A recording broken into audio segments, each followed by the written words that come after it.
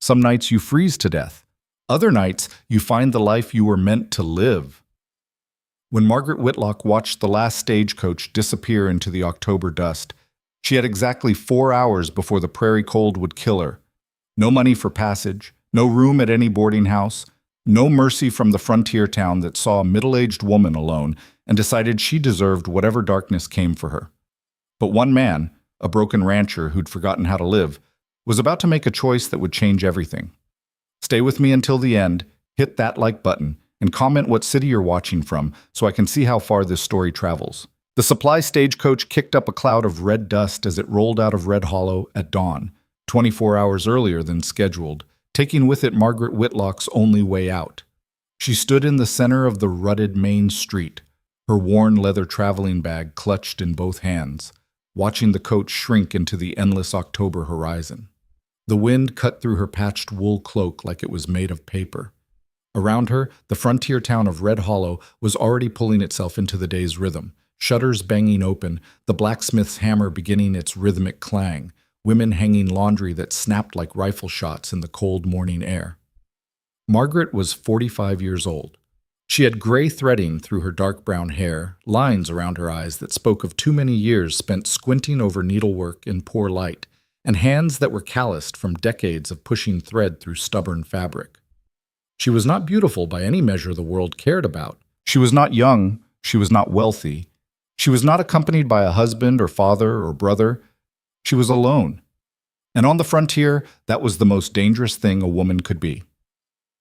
The stagecoach office was a narrow wooden building that smelled of axle grease and tobacco. Margaret pushed through the door, the bell overhead giving a rusty jingle.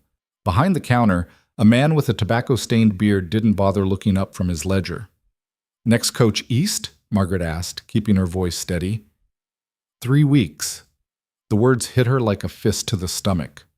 3 weeks, but the schedule said, schedule changed. He still hadn't looked at her. Mining company chartered the route. Paid double. Next regular coach is November 1st. Margaret's hands tightened on the handle of her bag. 3 weeks. She had $17 to her name, enough for passage and maybe 2 days of meals if she was careful. Not enough for 3 weeks of lodging in a frontier town where everything cost twice what it should.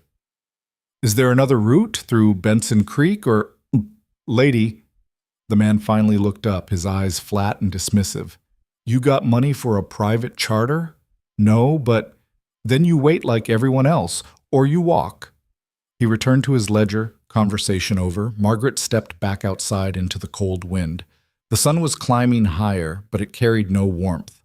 October on the prairie was a cruel month, mild enough during the day to fool you into thinking winter was still far off, then cold enough at night to kill you for believing it. She had to find a place to stay. The Red Hollow boarding house was a 2-story structure that had been painted white once, maybe a decade ago.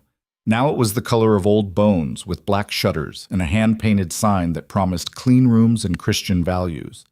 Margaret climbed the front steps and knocked. The woman who answered was somewhere in her 50s, thick through the middle, with her hair pulled back so tight it seemed to stretch her face.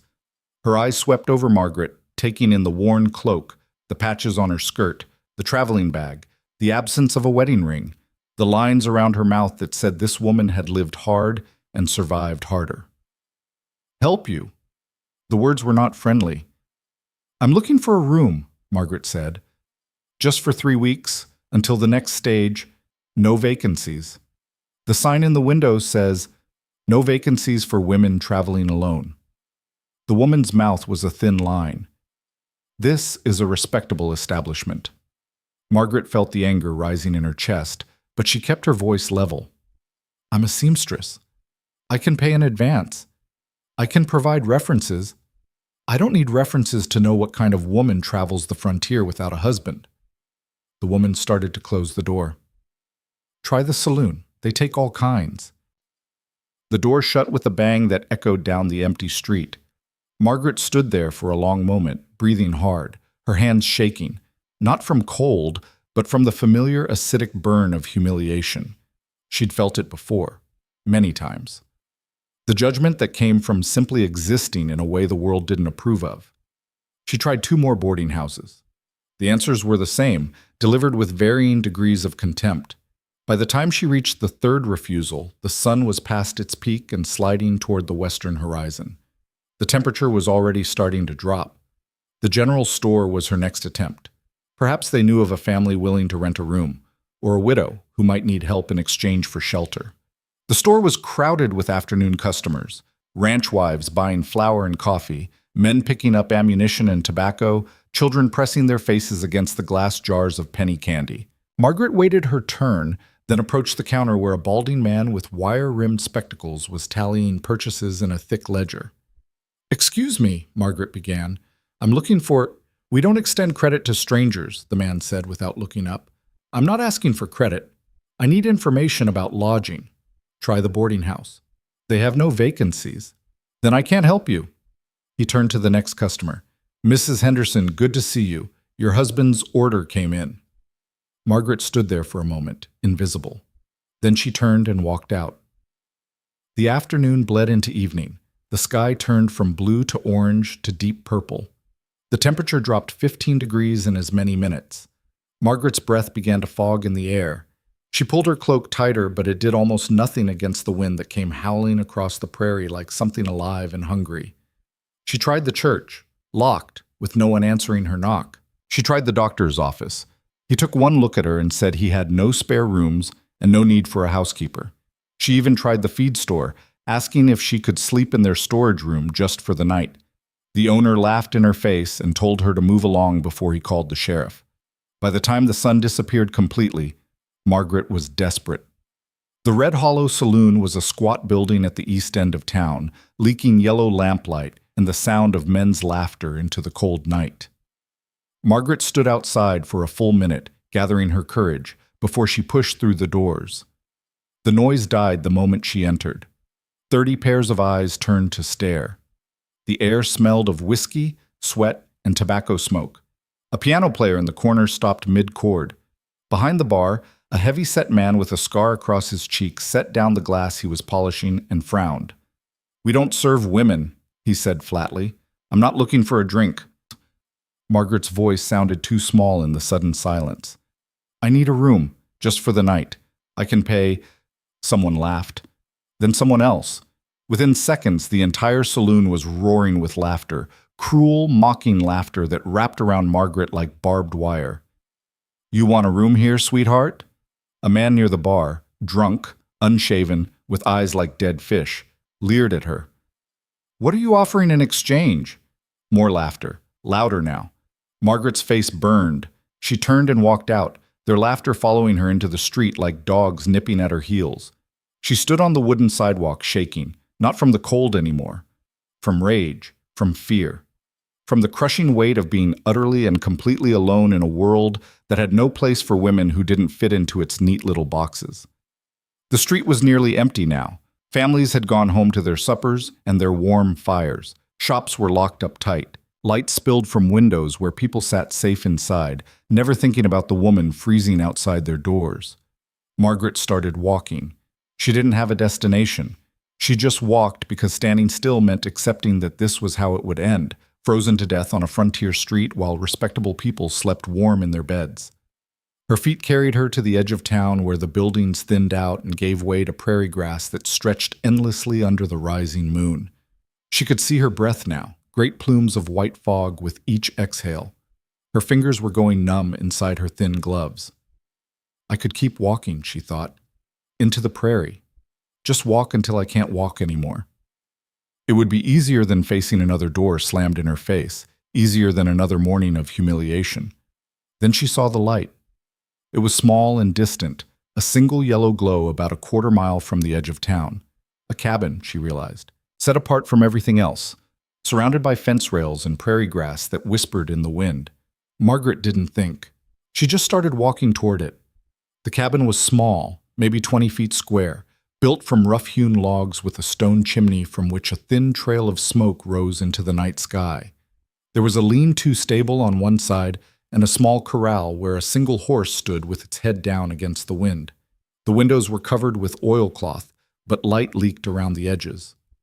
Someone was home. Margaret stood at the edge of the property, her hand on the fence rail, trying to work up the courage to approach. What would she say? What could she possibly say that wouldn't sound like madness? A strange woman appearing out of the dark, begging for shelter? But the alternative was freezing to death. She opened the gate and walked up the narrow path to the front door, raised her hand, knocked 3 times.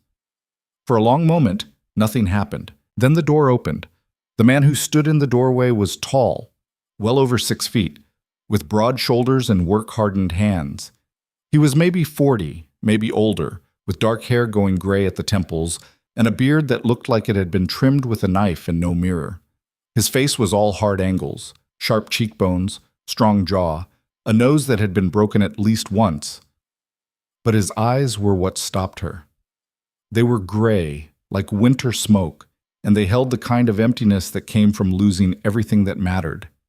He didn't say anything, just looked at her, waiting. "I'm sorry to disturb you," Margaret said, hating how her voice shook. "My name is Margaret Whitlock. I'm stranded in Red Hollow. The stagecoach left early and She swallowed hard. "I have nowhere to sleep. Every boarding house has turned me away. I have some money. I can pay you.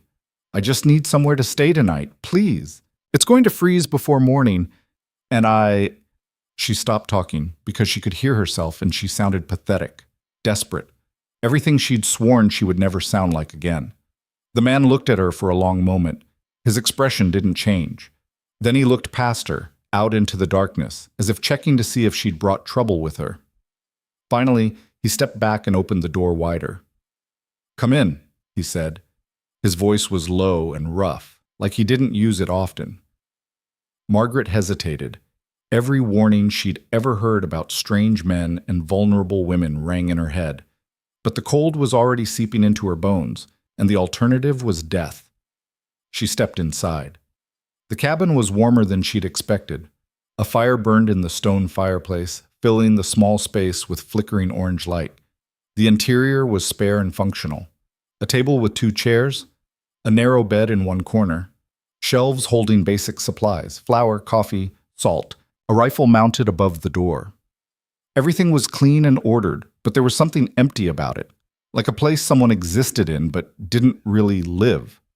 The man closed the door behind her and gestured to the fire. "Warm yourself." Margaret moved toward the fireplace, setting her bag down and holding her frozen hands toward the flames. The heat hurt as feeling came back into her fingers, but it was a good hurt, a living hurt. "Thank you," she said quietly. "I didn't think anyone would—" She stopped, took a breath. "Thank you." The man moved to the stove in the corner and poured coffee from a dented pot into a tin cup. He handed it to her without a word. Margaret wrapped her hands around the cup, letting the warmth seep into her palms. She took a sip. It was strong and bitter, but it was hot, and that was enough. "You said your name was Margaret," the man said. It wasn't quite a question. "Margaret Whitlock." "And you are?" "Caleb Rourke." They stood in awkward silence. Margaret didn't know what to say. Thank you seemed insufficient. Every other word seemed like too much. Caleb moved to the small table and pulled out one of the chairs. "Sit. I'll make supper." "You don't have to." "You're here. You need to eat." He said it like it was simple fact, not kindness. Margaret sat. She watched as Caleb moved around the small kitchen with efficient, practiced movements. He sliced bacon and fried it in a cast-iron skillet, added beans from a jar, cut thick slices of bread from a loaf wrapped in cloth. He worked in silence, and Margaret found herself grateful for it. She was too tired for conversation, too worn down from a day of doors slamming in her face. When the food was ready, Caleb set 2 plates on the table and sat across from her. "Eat," he said. Margaret ate. The food was simple and unseasoned, but after a day of walking in fear and cold, it tasted like salvation. She forced herself to eat slowly, to not inhale it like a starving animal, but it was difficult. She hadn't realized how hungry she was. Caleb ate methodically, his eyes on his plate. After a few minutes, he spoke. "Why are you traveling alone?" It was a fair question. Margaret set down her fork. "I'm a seamstress. I was working in Thornfield, about 60 miles east. When the work dried up, I decided to head for Denver. Someone told me there were opportunities there." She paused. "The stagecoach was supposed to leave tomorrow at noon. They moved it up without notice. and now I'm stuck. Caleb nodded slowly, processing this. And the boarding houses. Won't take a woman traveling alone. Margaret heard the bitterness in her own voice. Apparently I'm not respectable enough. Their loss. The words were quiet, but they hit Margaret harder than she expected. She looked up, met his eyes. He wasn't offering pity, just a simple statement of fact. They finished eating in silence. When the plates were empty, Caleb stood and collected them, carrying them to a bucket of water near the stove. You can have the bed, he said, nodding toward the narrow cot in the corner. I'll sleep on the floor by the fire. No. Margaret stood quickly. I can't. You've already done more than... The bed. Caleb's voice was firm. You're a guest. I won't have you sleeping on the floor. Margaret wanted to argue, but she could see in his face that it would be pointless. This was a man who made decisions and stuck to them. Thank you, she said again, the words feeling inadequate. Caleb moved to a trunk in the corner and pulled out a heavy woolen blanket. He spread it on the floor near the fireplace, then added another log to the fire. The flames leaped higher, casting dancing shadows across the log walls. Margaret moved to the bed. It was narrow and the mattress was thin, but after a day of walking in fear, it looked like luxury. She sat down, then paused. Mr. Rourke. He looked up from where he was arranging the blanket. Why did you let me in? Caleb was quiet for a long moment. When he spoke, his voice was low and distant, like he was talking to someone who wasn't there. Because I know what it's like when every door closes in your face, when the world decides you're not worth helping. He met her eyes. No one should have to freeze because other people are too afraid to show mercy. Margaret felt something crack open in her chest, something that had been frozen solid for longer than she wanted to admit. Thank you, she whispered. Caleb nodded once, then turned back to his blanket and lay down, his back to the room. Margaret unlaced her boots and set them by the bed. She lay down fully clothed, pulling the thin blanket over herself. The bed smelled like soap and wood smoke. The fire crackled softly. Outside, the wind howled across the prairie, rattling the windows and seeking entry. But inside, she was warm, she was safe. And for the first time in longer than she could remember, Margaret Whitlock closed her eyes and felt something that might have been hope. Duts. Morning came cold and blue through the oilcloth windows. Margaret woke slowly, disoriented at first, then remembering where she was. She sat up carefully, looking toward the fireplace. Caleb was already awake. He was sitting at the table with a cup of coffee, staring at nothing in particular. When he heard her move, he stood. Coffee's hot, he said. There's bread and butter if you're hungry. Margaret rose and joined him at the table. The coffee was the same bitter brew from the night before, but she drank it gratefully. They ate breakfast in silence, bread with butter and a handful of dried apples. When they were finished, Margaret gathered her courage. Mr. Rourke, I need to ask you something. He looked up, waiting. I have $17. It's not much, but it's all I have. I need a place to stay for 3 weeks until the next stagecoach east. She took a breath. I can cook. I can clean. I can mend your clothes and do your washing. If you let me stay, I'll earn my keep. I won't be a burden. Caleb studied her for a long moment. You could find work in town. Seamstress work. The town won't have me. Not as I am. Because you're alone. Because I'm alone, Margaret confirmed. And because I'm not young, and I'm not pretty, and I don't fit into the boxes they think women should stay inside. Something flickered in Caleb's eyes. Recognition, maybe. Or understanding. I have a spare room, he said finally. Well, it's more of a storage room, but there's space for a cot. You can stay there. Margaret felt relief wash through her. And the payment? Keep your money. Caleb stood and carried his cup to the basin. You said you can mend clothes? Yes. He gestured to a basket in the corner. It was overflowing with shirts and trousers, all in various states of disrepair. I've been putting that off for months. If you can get through it, we'll call it even. Margaret looked at the basket. There had to be 24 items in there, maybe more. It would take hours, days even. I can do that, she said. Then you can stay. It was settled with no more ceremony than that. Caleb showed her the storage room. It was small and cramped, filled with old tools and empty crates, but there was a window and enough floor space for a cot. He helped her clear it out, moving the crates to the lean-to, and by midday they'd set up a narrow bed with a straw mattress and blankets. Margaret spent the afternoon working through the mending basket. She sat by the fire with her sewing kit, the one thing she'd carried with her from every town, every job, every life she'd tried to build, and began the methodical work of repair. Caleb was outside most of the day, working on the corral fence. Through the window, Margaret watched him drive posts into the hard ground, his movements steady and practiced. He worked like a man who was used to working alone. No wasted motion, no frustration when things didn't go smoothly, just quiet, relentless progress. As the sun began to set, he came back inside, his hands and face dirty from the work. He washed at the basin, then glanced at the growing pile of mended clothes folded neatly on the table. "You work fast," he said. "I've had a lot of practice." That evening, they ate supper together, beans and cornbread that Margaret had made while Caleb was outside. It wasn't fancy, but it was hot and filling. "This is good," Caleb said quietly. "It's just beans. No one's cooked for me in a long time." He said it simply, like he was stating a fact, but Margaret heard the weight beneath the words. After supper, they sat by the fire. Caleb carved a piece of wood. Margaret couldn't tell what it was supposed to be, but he worked at it with patient focus. She continued with the mending, her needle flashing in the firelight. The silence between them was comfortable. Not the awkward quiet of strangers, but the easy quiet of two people who had nothing to prove to each other. "Where are you from?" Caleb asked after a while. "Boston, originally."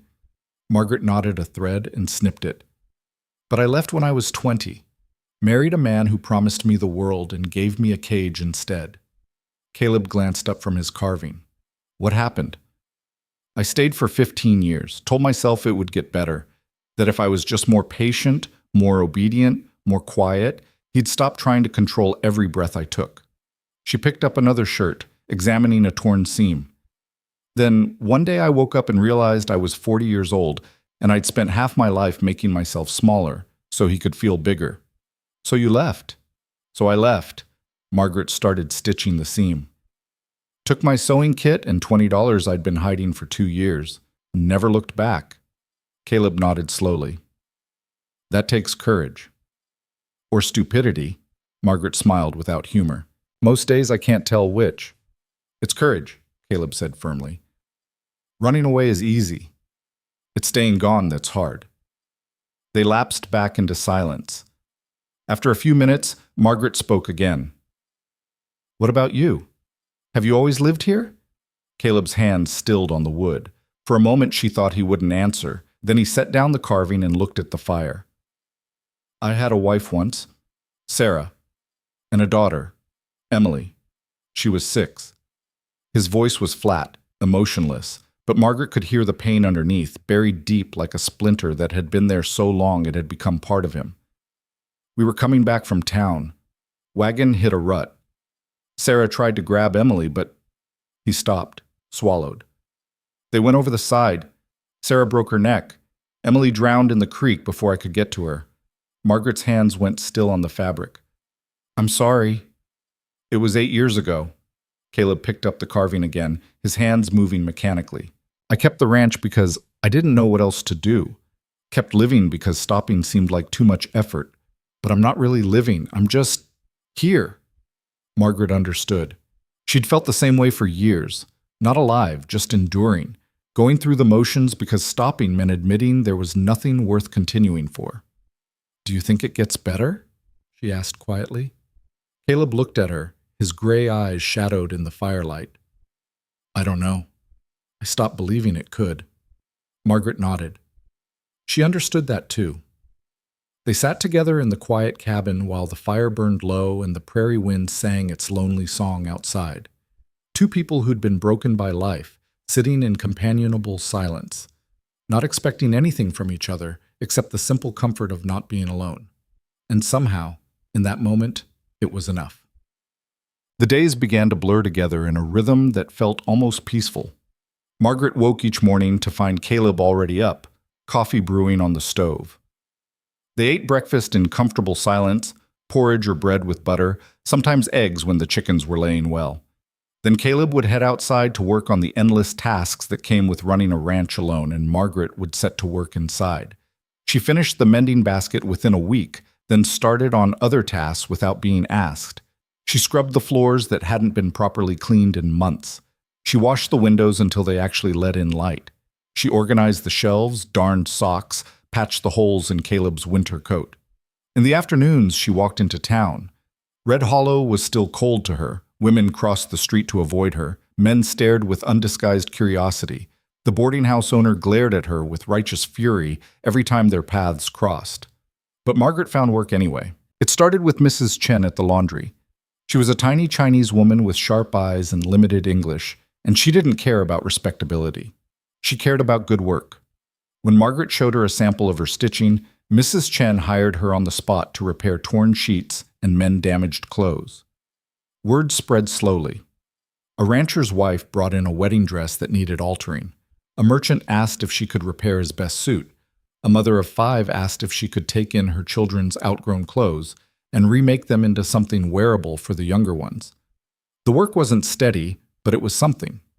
Margaret took everything she was offered and never complained about the price. She was building a reputation, one careful stitch at a time. She brought the money back to the cabin each evening and tried to give it to Caleb. He refused every time. "I told you to keep your money," he said, "and I told you I won't be a burden? You're not a burden." He said it like it was obvious. "You've cleaned this place better than it's been in years. You cook meals that are actually edible. The mending's done. That's worth more than money." They had the same argument 3 times before Margaret gave up and started saving the money instead. For the stagecoach, for Denver, for whatever came next. But as the days passed, Denver seemed farther away, less urgent, less necessary. The cabin was starting to feel like home. 2 weeks into her stay, Margaret was kneading bread dough at the table when Caleb came in from the corral, his face tight with frustration. "Problem?" she asked. "North fence is falling apart. I've been patching it for months, but it needs to be rebuilt." He pulled off his gloves and tossed them on the table. "That's a 2-man job, maybe 3. Can you hire help?" "With what money?" Caleb ran a hand through his hair. "I've been keeping this place running on hope and spit for 3 years. One bad winter, and I'll lose it." Margaret looked at him, really looked at him. She'd seen him work from dawn until dusk, every single day, never complaining, never slowing down. But it wasn't enough. The ranch was too much for one man, and Caleb had been fighting a losing battle for years. "What if you had help?" Margaret said slowly. Caleb shook his head. "I told you I can't afford—" "Not hired help. Me." He stared at her. "You?" "I'm stronger than I look. I can dig post holes. I can hold wire while you staple it. I can't do the heavy lifting, but I can do everything else." She dusted flour off her hands. "You helped me. Let me help you." Caleb opened his mouth to argue, then closed it. He studied her for a long moment, and Margaret met his gaze without flinching. "All right," he said finally. "Tomorrow, we start on the fence." The next morning, Margaret put on her oldest dress and a pair of Caleb's work gloves that were too big for her hands. They walked out to the north pasture where the fence sagged like a broken promise. Caleb showed her how to dig the post holes, drive the shovel in, work the earth loose, lift it out. It was back-breaking work. Within an hour, Margaret's shoulders were screaming and her hands were blistered even through the gloves, but she didn't stop. Caleb watched her out of the corner of his eye, clearly expecting her to quit. When she didn't, something changed in his expression. Surprise, maybe, or respect. They worked side by side through the afternoon. Caleb set the posts while Margaret filled in the holes and tamped down the earth. He stretched the wire while she held it taut. He hammered staples while she moved along the fence line, checking the tension. They worked in rhythm, like they'd been doing it for years instead of hours. When the sun started to set, Caleb stepped back and surveyed their work. They'd completed maybe 30 feet of fence, a fraction of what needed to be done, but it was progress. "Good work," he said. Margaret's entire body ached, but she smiled. "Same time tomorrow?" "Same time tomorrow." They walked back to the cabin in the blue twilight, both of them too tired to talk. That evening, Margaret could barely lift her arms to eat supper. Caleb noticed. "You don't have to do this," he said. "Yes, I do." "Why?" Margaret set down her fork. "Because you gave me shelter when no one else would. Because you treated me like a person instead of a problem. Because this is the first place in 10 years that's felt like it might be home." She met his eyes. "And because I think you've been alone long enough." Caleb looked away, his jaw tight. When he spoke, his voice was rough. "So have you." They sat in silence for a while. Then Caleb stood and moved to the shelf, pulling down a small jar. He opened it and held it out to her. "For the blisters," he said. It was salve, something homemade that smelled like herbs and beeswax. Margaret took it, touched by the gesture. "Thank you." That night, lying in her small room, Margaret's body ached in 100 different places. But it was the good kind of ache, the kind that came from work that mattered, from building something, instead of just surviving. For the first time in years, she fell asleep smiling. The fence project took another week. They worked every afternoon, and slowly, painfully, the north pasture was secured. When they hammered in the final post, Caleb stepped back and allowed himself a small smile. "That'll hold," he said. Margaret looked at the fence, straight and strong, a barrier against the prairie wind and wandering cattle. They'd built it together. Two broken people making something whole. "What's next?" she asked. Caleb turned to look at her, surprise flickering across his face. "Next?" "The barn roof looks like it's about to collapse, and the chicken coop could use reinforcing before winter." Margaret pulled off her gloves. "What's next?" Caleb stared at her for a long moment. Then, slowly, something changed in his eyes. The emptiness that had been there when they first met, the hollow look of a man just going through the motions, was starting to fill in with something else, something that looked almost like purpose. "The barn roof," he said. "We'll start tomorrow."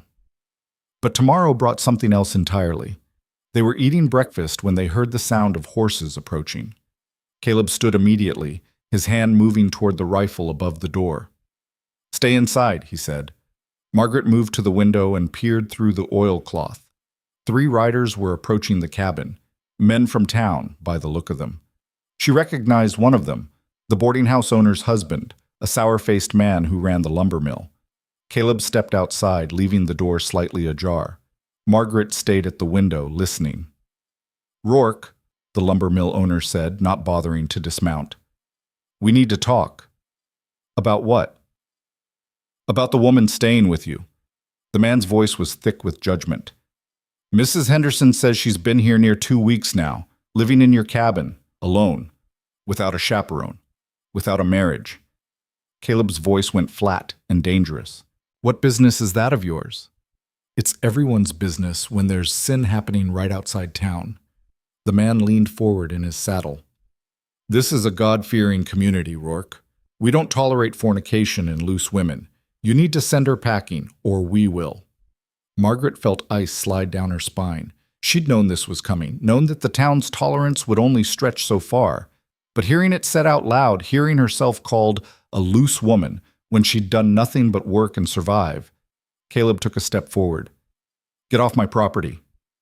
"We're trying to help you, Rourke. This woman is—" "I said get off my property." Caleb's hand moved to the pistol at his belt. "You've got 5 seconds before I help you leave." The 3 men exchanged glances. The lumber mill owner's face went red with anger. "You're making a mistake, Rourke. The town won't forget this." "Good," Caleb said flatly. "Maybe they'll stop bothering me." The men turned their horses and rode away, kicking up dust. Caleb stood watching them until they disappeared, then turned back to the cabin. Margaret met him at the door. "I should go," she said quietly. "I don't want to cause you trouble." "No." Caleb's voice was firm. "You're not going anywhere." "But let them talk." Caleb moved past her and picked up his coffee cup. His hand was shaking slightly, with anger, Margaret realized, not fear. "You have as much right to be here as anyone. More because I invited you. This is my property and my decision." "Caleb," he turned to face her, and the intensity in his eyes stopped her words. "I spent 8 years not caring about anything, not fighting for anything, just existing. He set down the cup. You've been here 2 weeks and already this place feels different. Better. I'm not going back to the way things were. Not for them. Not for anyone. Margaret felt something warm unfold in her chest. Gratitude, yes, but also something deeper. Something that felt dangerously close to belonging. Thank you, she said softly. Caleb nodded once, then picked up his hat. Come on, that barn roof won't fix itself. They worked on the barn roof for the next 3 days, and during that time the town's hostility grew more obvious. When Margaret walked through Red Hollow to pick up supplies or deliver mending work, she faced cold stares and whispered comments. Twice, women crossed the street to avoid her.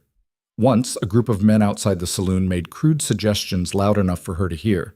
Margaret kept her head high and kept walking. But it wore on her. Each insult, each cold shoulder, each reminder that she was unwelcome, they accumulated like stones in a sack, weighing her down. One evening, she came back to the cabin near tears.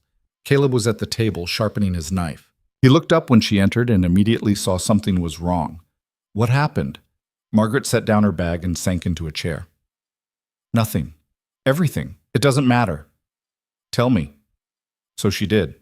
She told him about the whispers, the stares, the way the merchant's wife had snatched her daughter away when Margaret walked past, as if Margaret carried some kind of contagion.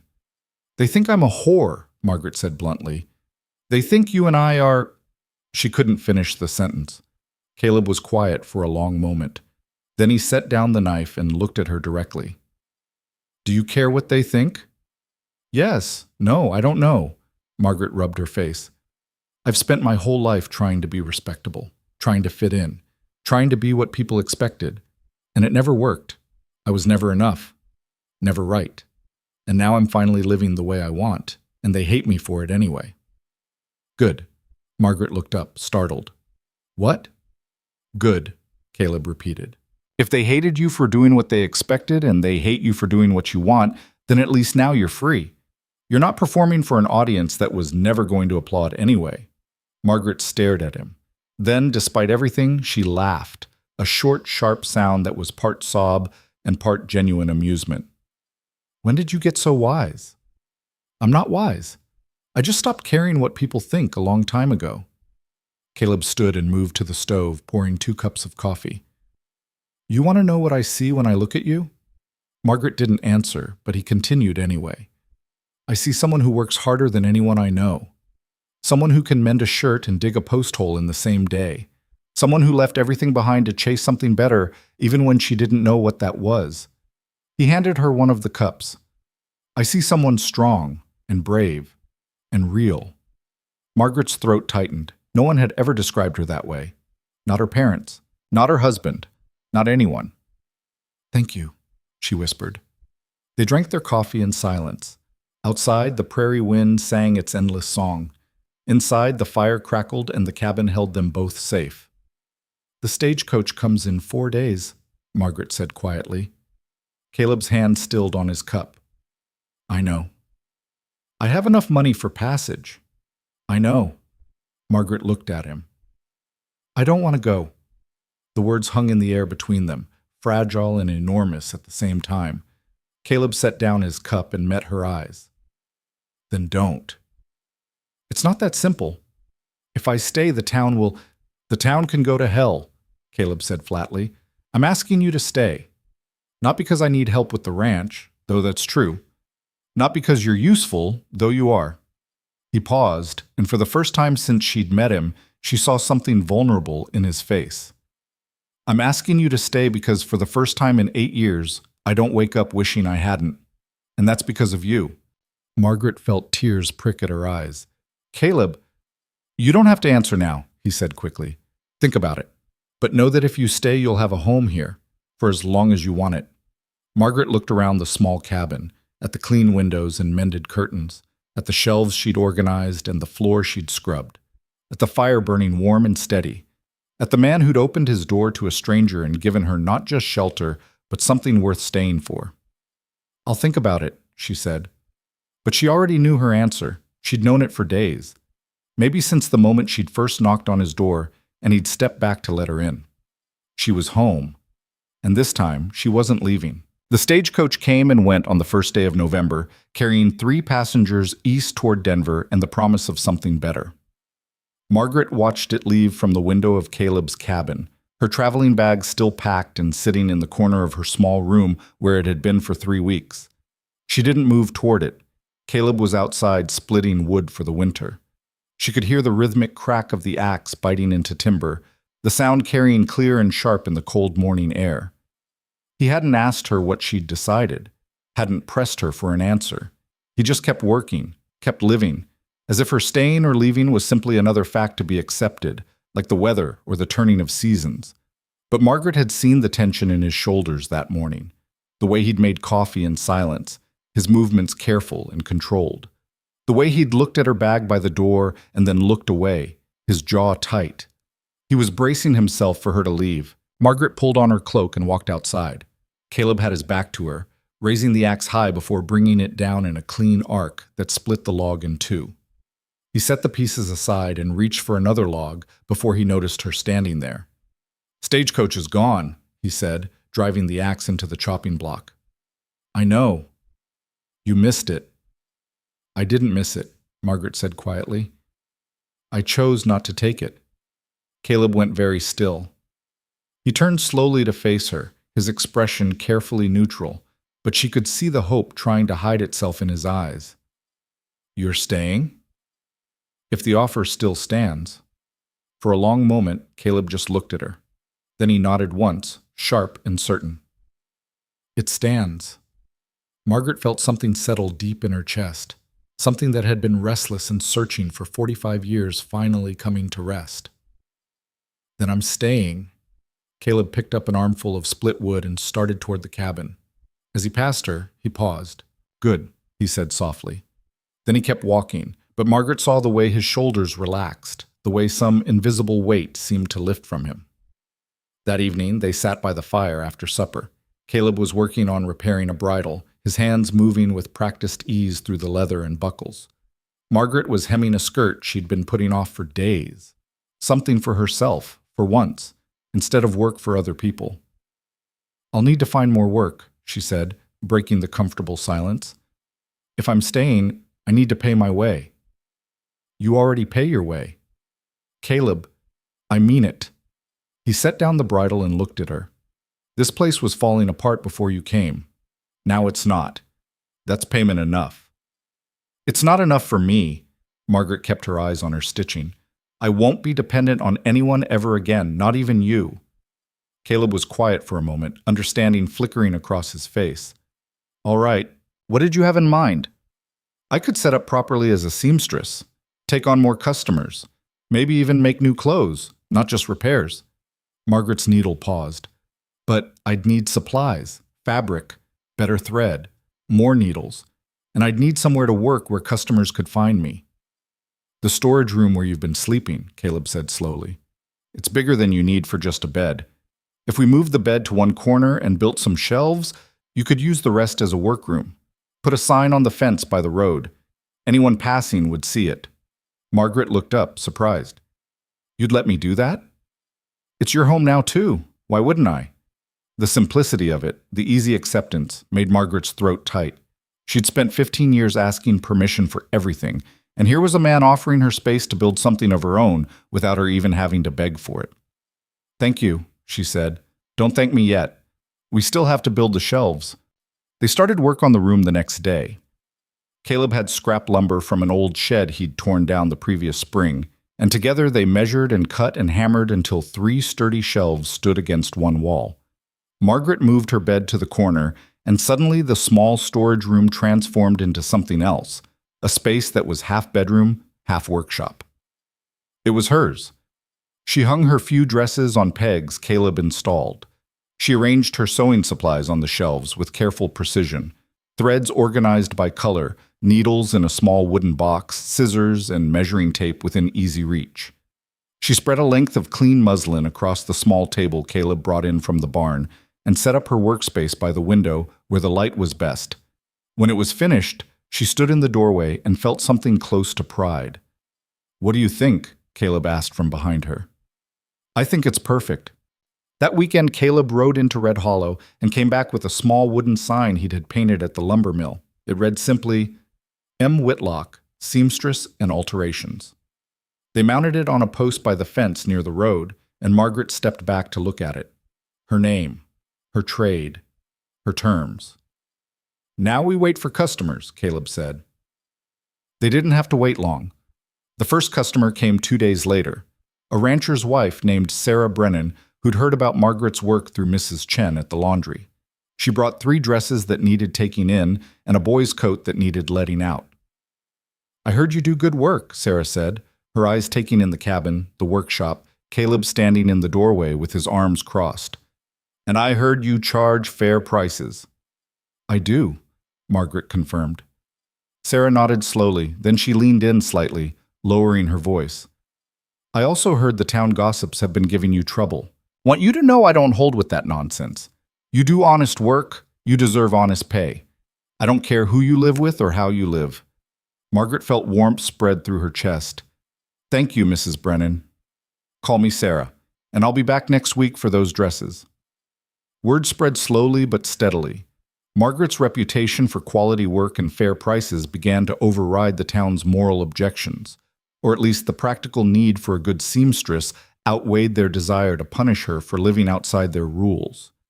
She took on more work, a wedding dress that needed extensive alterations, children's clothes that needed mending, work shirts and Sunday suits that needed repairs. She even started taking orders for new items, simple dresses and skirts made from fabric customers provided. The money wasn't much, but it was hers. She kept it in a small wooden box under her bed, and watching it slowly accumulate gave her a sense of security she hadn't felt in years. November bled into early December. The prairie turned brown and hard, and frost appeared on the windows each morning. Caleb spent his days preparing for winter, cutting more wood, reinforcing the barn, making sure the livestock had adequate shelter. Margaret helped when she could, though her hands were usually occupied with sewing. They fell into a rhythm that felt natural, almost effortless. Caleb would wake first and start the coffee. Margaret would make breakfast while he tended to the animals. They'd work through the day, sometimes together, sometimes separately, then come together again for supper and the quiet evening hours by the fire. They talked more now. Small conversations at first, about the weather, about work, about what needed doing around the ranch. But gradually, the conversations deepened. Caleb told her about his childhood in Missouri, about following his father west when the promise of land and opportunity pulled families onto the frontier like iron to a magnet. He told her about meeting Sarah at a church social, about how she'd laughed at his awkward attempt to ask her to dance, and then danced with him anyway. About Emily's birth, how terrified he'd been holding something so small and fragile, how that terror had transformed into fierce protective love. And he told her about the day they died. Not all at once, but in pieces. Like he was putting together a puzzle he'd kept in scattered fragments for 8 years. I keep thinking about all the things I should have done differently, he said one night, his voice low and rough. If I'd taken the main road instead of the shortcut. If I'd checked the wagon wheels more carefully. If I'd been faster getting to them after they went over. It wasn't your fault, Margaret said quietly. Everyone says that. It doesn't make it true. No, Margaret agreed. But blaming yourself doesn't make it your fault either. Caleb looked at her, something raw and exposed in his expression. How do you stop? I don't know if you do, Margaret said honestly. But maybe you learn to carry it differently, so it's not the only thing weighing you down. They sat in silence for a while, the fire crackling between them. Margaret told him about her own marriage, about Thomas Whitlock, who'd seemed kind and gentle during their courtship, but had revealed himself slowly, like poison seeping through fabric. How he'd started with small criticisms. Her cooking wasn't quite right, her clothes weren't flattering, her opinions weren't worth sharing. How those criticisms had grown into rules, and those rules into walls, until Margaret had been living in a cage so small she could barely breathe. Why did you stay so long? Caleb asked. Not judging, just trying to understand. Because leaving felt impossible. I had no money of my own, no family who'd take me in, no skills except sewing, and even that he controlled. He'd take my earnings, give me back just enough for household expenses. Margaret's hands were still on her sewing, and because he convinced me it was my fault, that if I was just better, more obedient, more perfect, he'd stop being cruel. It took me 15 years to realize that nothing I did would ever be enough, because the problem wasn't me, it was him. What finally made you leave? Margaret was quiet for a long moment, remembering. I was mending one of his shirts. There was a button missing, and he'd spent 20 minutes berating me for my carelessness, and I was sitting there with my head down, apologizing, promising to be more careful, and I caught my reflection in the window. She paused. I didn't recognize myself. The woman looking back at me was small and frightened and beaten down, and I thought, is this who I want to be when I die? Is this the sum total of my life? So you left. So I left, took my sewing kit and the money I'd been stealing from the household funds a few coins at a time, walked out while he was at work, and never looked back. Do you regret it? No. Margaret's answer was immediate and certain. I regret staying as long as I did, but I don't regret leaving. Caleb nodded slowly. Good. Winter settled over the prairie with serious intent. Snow came in mid-December, not the gentle dusting of early winter, but a proper storm that left everything buried under 2 feet of white. Caleb worked from dawn to dusk, keeping paths clear, making sure the animals were fed and watered, breaking ice in the water troughs. Margaret kept the cabin warm and the meals coming. She'd learned to make a decent stew, and she baked bread that was only slightly lopsided. Caleb ate everything she put in front of him without complaint, even when she knew it wasn't very good. You don't have to pretend, she said one evening, watching him work his way through a particularly tough piece of venison. I'm not pretending, I'm eating. It's like shoe leather. I've eaten worse. Caleb took another bite to prove his point. And you're getting better. Last month's venison was tougher. Margaret threw a dish towel at him. He caught it with a grin. The first real smile she'd seen from him, and it transformed his whole face, making him look younger and less burdened.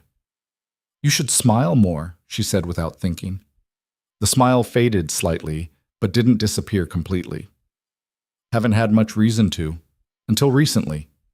The words hung in the air between them, weighted with meaning that neither of them quite knew how to address. Margaret turned back to the dishes, her heart beating faster than it should. Christmas came quietly. There was no celebration in town. Or, if there was, Margaret and Caleb weren't invited. They spent the day working as usual, though Caleb did bring in a small pine branch and set it on the table.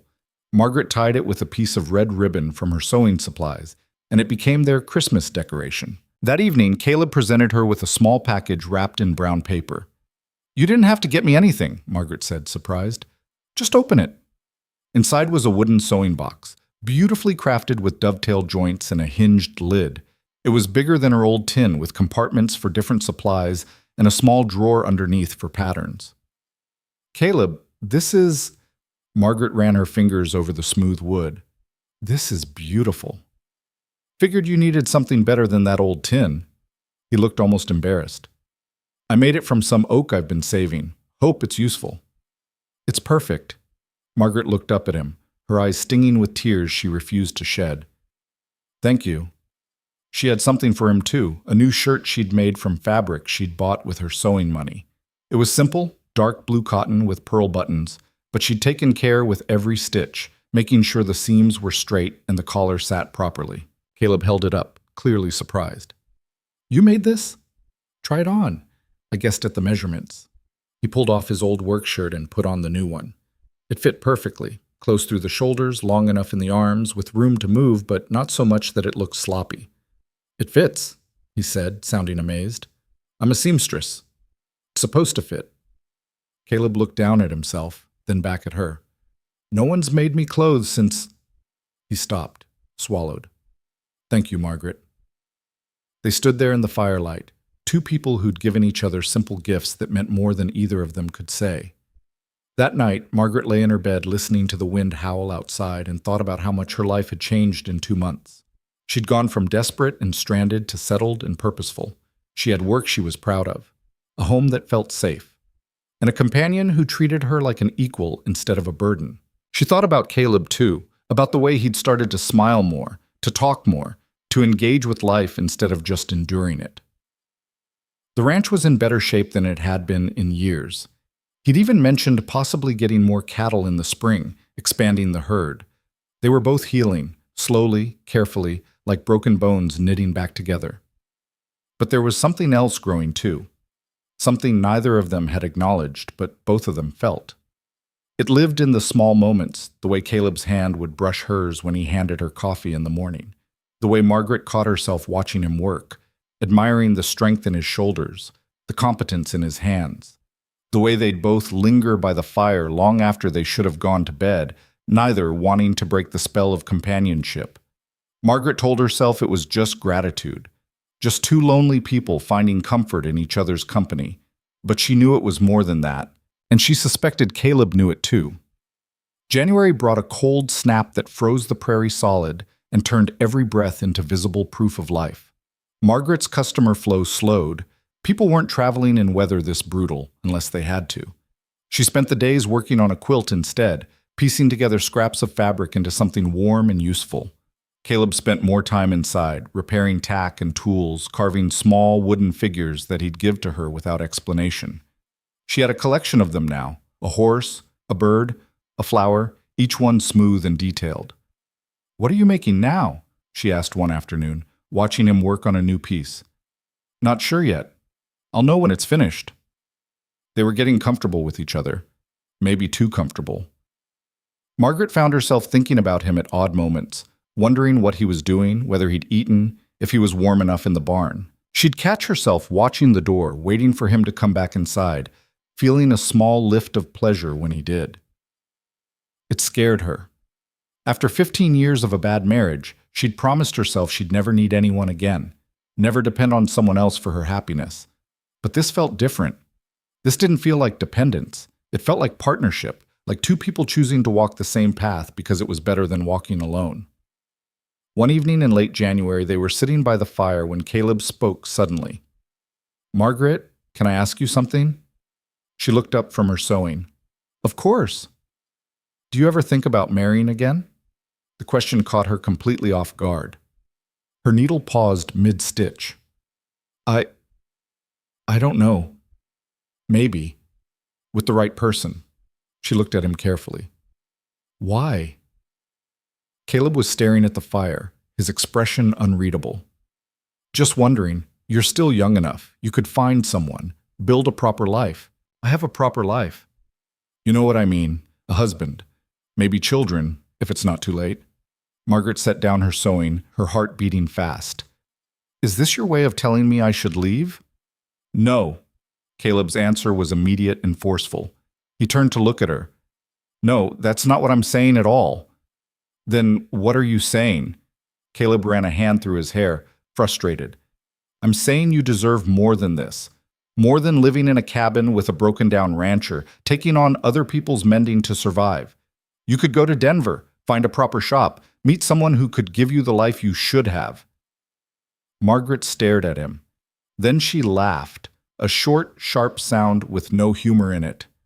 "Caleb Rourke, for a smart man, you're being remarkably stupid." He looked startled. "What?" "I don't want Denver. I don't want a shop. I don't want some hypothetical husband who might give me a proper life." Margaret stood up, her sewing falling to the floor unnoticed. "I want this cabin, this work, this life." She paused, then added quietly, "This man." The silence that followed was so complete Margaret could hear her own heartbeat. Caleb stood slowly, his gray eyes locked on hers. "Margaret, I know it's not proper. I know the town already thinks we're living in sin. I know I should probably want something different." Margaret's hands were shaking, but her voice was steady. "But I don't. I want this. And if you're trying to push me away because you think I deserve better, then you're wrong. I deserve exactly what I choose, and I choose this." Caleb crossed the space between them in 2 long strides. He stopped inches away, close enough that she could see the firelight reflected in his eyes. "I'm not good at this," he said roughly. Since Sarah, I know. And I'm not easy to live with. I'm quiet and stubborn, and I spend too much time alone in my own head." "I know that too. But He stopped, swallowed hard.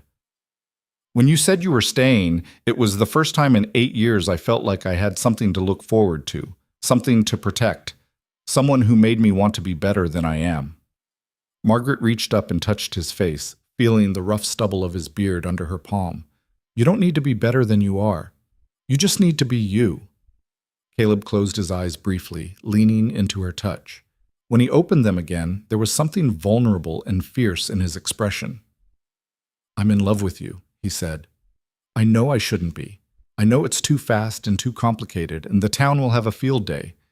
But I am. And I needed you to know. Margaret felt tears sliding down her face, but she was smiling. It's not too fast. It's not too complicated. And I stopped caring what the town thinks weeks ago. She moved her hand to the back of his neck, pulling him down toward her. I love you too. Caleb kissed her. It was gentle at first, tentative, like he'd forgotten how, and was relearning as he went. Then it deepened, became more certain, more urgent. Margaret wrapped her arms around his neck and kissed him back, pouring 8 weeks of growing feelings into it, all the gratitude and respect and affection and desire she'd been holding back. When they finally broke apart, both breathing hard, Caleb rested his forehead against hers. Marry me, he said. Margaret pulled back to look at him. What? Marry me. Not because the town expects it, not because it's proper, because I want to spend whatever time I have left with you, because I want to build something together, because I love you and I don't want to pretend I don't anymore. Margaret's throat was tight with emotion. Yes. Yes? Yes, I'll marry you. Caleb pulled her close again, holding her like she was something precious he'd thought he'd lost forever. Margaret buried her face in his shoulder and let herself feel everything she'd been holding back, joy and relief and hope and the terrifying, wonderful knowledge that she was choosing this with her whole heart.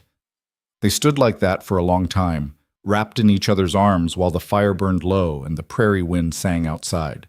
Two wounded people who'd found each other in the darkness and decided to build something bright together. When they finally pulled apart, Caleb was smiling, that rare, genuine smile that transformed his face. The town is going to lose their minds, he said. Margaret laughed. Let them. They sat back down by the fire, but this time Margaret sat beside Caleb instead of across from him. He put his arm around her shoulders and she leaned against him, feeling his warmth, his solidity, his presence. When? She asked. Soon, before either of us can overthink it. I've never been one for big ceremonies anyway. Good, because I wasn't planning on inviting half the territory. They smiled at each other, giddy with the newness of being able to say these things, to make these plans, to imagine a future together. The next morning, Caleb rode into Red Hollow and came back with news. I spoke to the Justice of the Peace, he said. He can marry us next Saturday. In his office, if that's all right with you. That's perfect. I also stopped by the general store. Figured you might want a new dress. He pulled a small package from his saddlebag. I didn't know what you'd like, so I just got fabric. You can make whatever you want.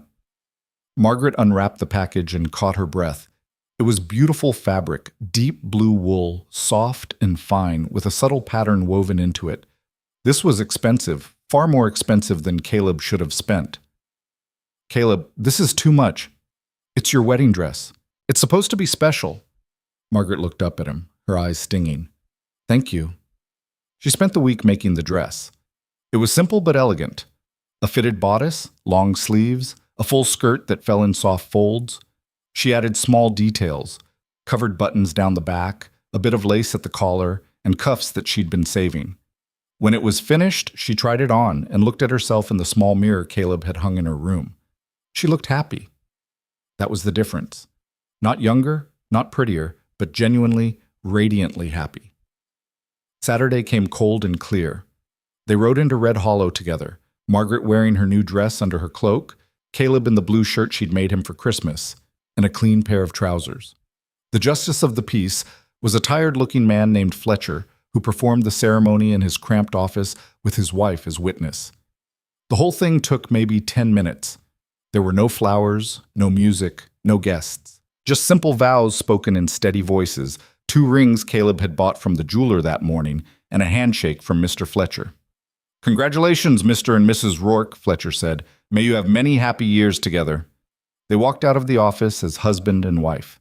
The afternoon sun was bright on the snow, making everything sparkle like the world had been dipped in diamonds. "How do you feel?" Caleb asked. Margaret thought about it. "Complete." He smiled and took her hand. They walked down the main street of Red Hollow together, not hiding, not apologizing.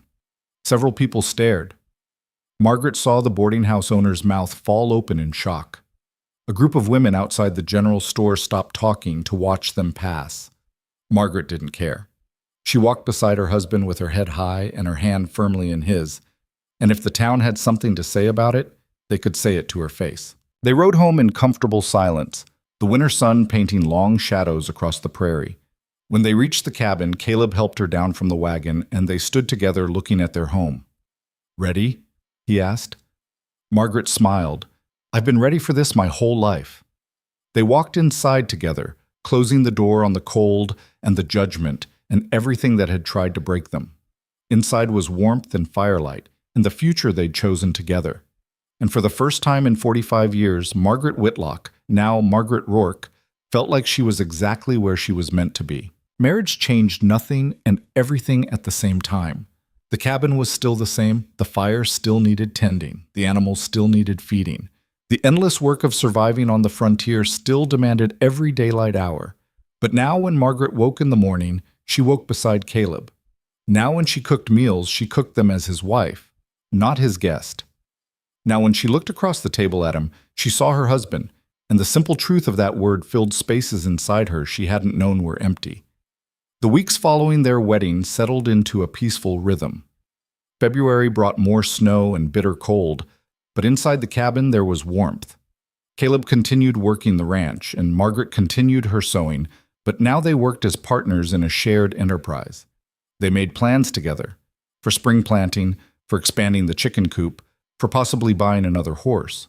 Small plans, practical plans, but they were theirs. The town's reaction to their marriage was mixed. Some people seemed almost relieved. At least now the impropriety had been corrected, even if the speed of it raised eyebrows. Others remained coldly disapproving, as if Margaret had somehow tricked Caleb into making an honest woman of her. And a few, like Sarah Brennan and Mrs. Chen, congratulated them genuinely and meant it. Margaret learned to tell the difference between customers who came to her for her work and customers who came to gather gossip. She was polite to both but gave nothing to the latter. Let them wonder. Let them whisper. She had stopped performing for their approval, but the town's whispers were nothing compared to what was coming. The Winter Festival was held in the last week of February, a tradition meant to break up the monotony of the cold months and give people a reason to gather and celebrate before spring planting began. It was held in the town hall, a large wooden building that served as meeting place, dance hall, and occasional courtroom, depending on what Red Hollow needed. Margaret hadn't planned to attend. She and Caleb kept to themselves mostly, and the idea of walking into a room full of people who'd spent months judging her held no appeal. But Sarah Brennan changed her mind. "You have to come," Sarah said when she stopped by to pick up the dress Margaret had altered for her. "You're part of this community now, whether they like it or not. And the only way to make them accept that is to show up and refuse to be invisible." "I'm not sure I want to be part of a community that didn't want me in the first place," Margaret said. "Then don't do it for them. Do it for yourself. Do it to prove you're not ashamed of who you are or who you married." Sarah leaned forward. "Do it because living well is the best revenge." Margaret considered this, then she smiled slowly. "All right, we'll go." Caleb was less enthusiastic when she told him that evening.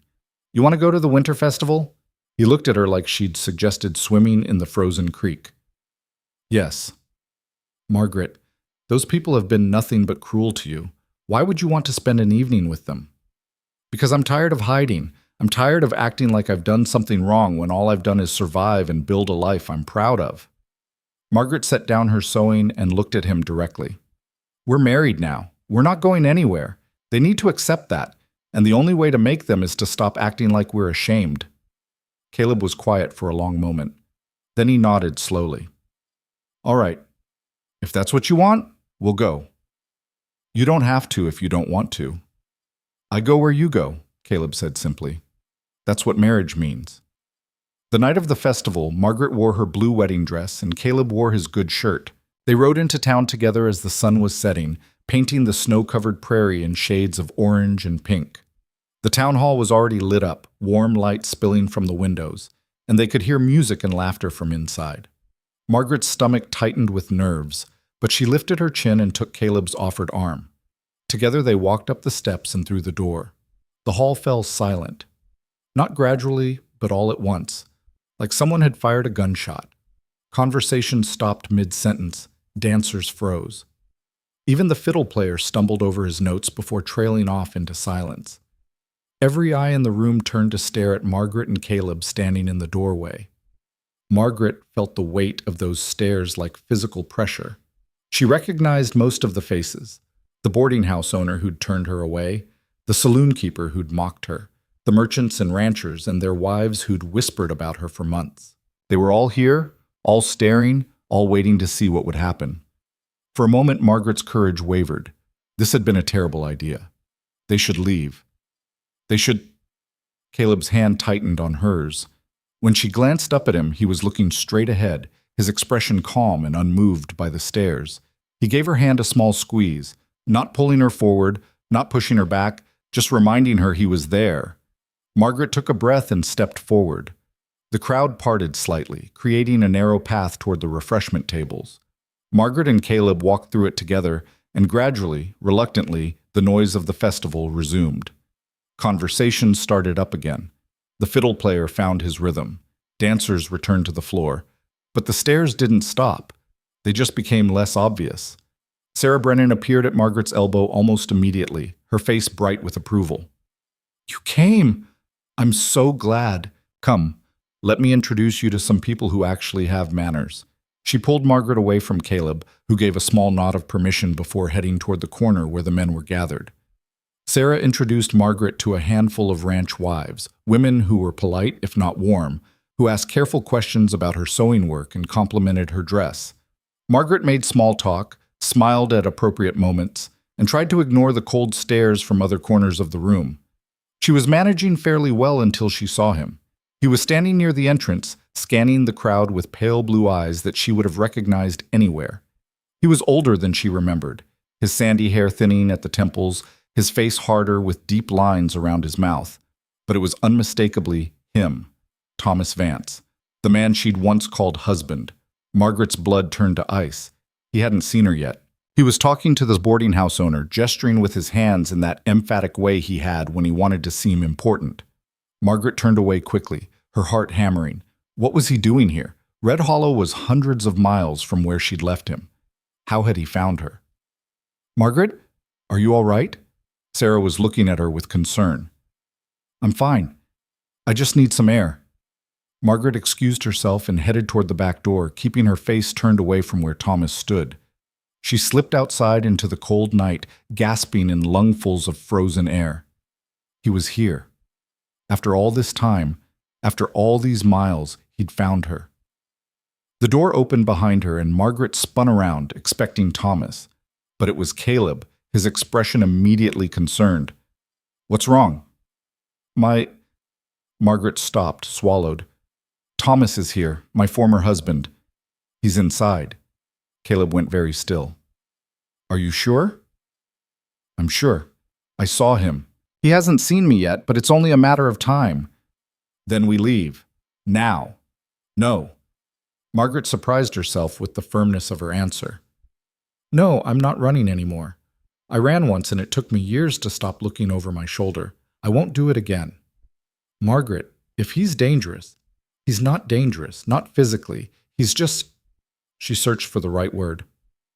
"Cruel and controlling and very, very good at making people believe his version of reality." Caleb moved closer, his hands gentle on her shoulders. "Then we face him together. Whatever he says, whatever he does, we face it together." Margaret nodded, drawing strength from his steady presence. Together. They went back inside. Thomas saw her almost immediately. His eyes locked on hers across the crowded room, and she watched recognition flare in his expression, followed quickly by anger, then something that looked almost like satisfaction. He started walking toward her. Margaret's instinct was to retreat, but Caleb's hand found hers and held firm. She stood her ground. Thomas stopped a few feet away, his eyes sweeping over her with the cold assessment she remembered too well. Then his gaze shifted to Caleb, taking in his rough work clothes, his weathered face, the way he stood protectively close to Margaret. "So," Thomas said, his voice carrying in the suddenly quiet hall, "this is where you've been hiding." "I wasn't hiding," Margaret said, forcing her voice to remain steady. "I left." "There's a difference." Thomas laughed, a cold, mocking sound. "Left? That's what you're calling it? You stole from me, abandoned your vows, and disappeared in the night like a thief. I took what was mine, $20 I'd earned with my own work. Everything you earned was mine. You were my wife." "Was," Margaret emphasized. "Past tense." Thomas's eyes narrowed. "We're still married, Margaret. You can't simply decide you're not. That's not how marriage works. I can when you made my life a prison, when you spent 15 years trying to break me down into something small enough for you to control. I tried to make you respectable, to save you from your own foolish pride." Thomas's voice took on a tone of wounded righteousness. "I gave you a home, security, everything a woman could want. And this is how you repay me? By running off to the frontier and whoring yourself to the first man desperate enough to take you?" The hall went completely silent. Margaret heard several gasps. Out of the corner of her eye, she saw Sarah's hand fly to her mouth. Caleb moved so fast Margaret barely saw it. One moment he was standing beside her, the next he had Thomas by the collar, lifting him almost off his feet. "Say that again," Caleb said quietly. His voice was low and deadly calm, which somehow made it more terrifying than if he'd shouted. "Say one more word about my wife, and I'll put you through that wall." Thomas's face had gone pale, but he recovered quickly, twisting out of Caleb's grip with an indignant sputter. "Your wife?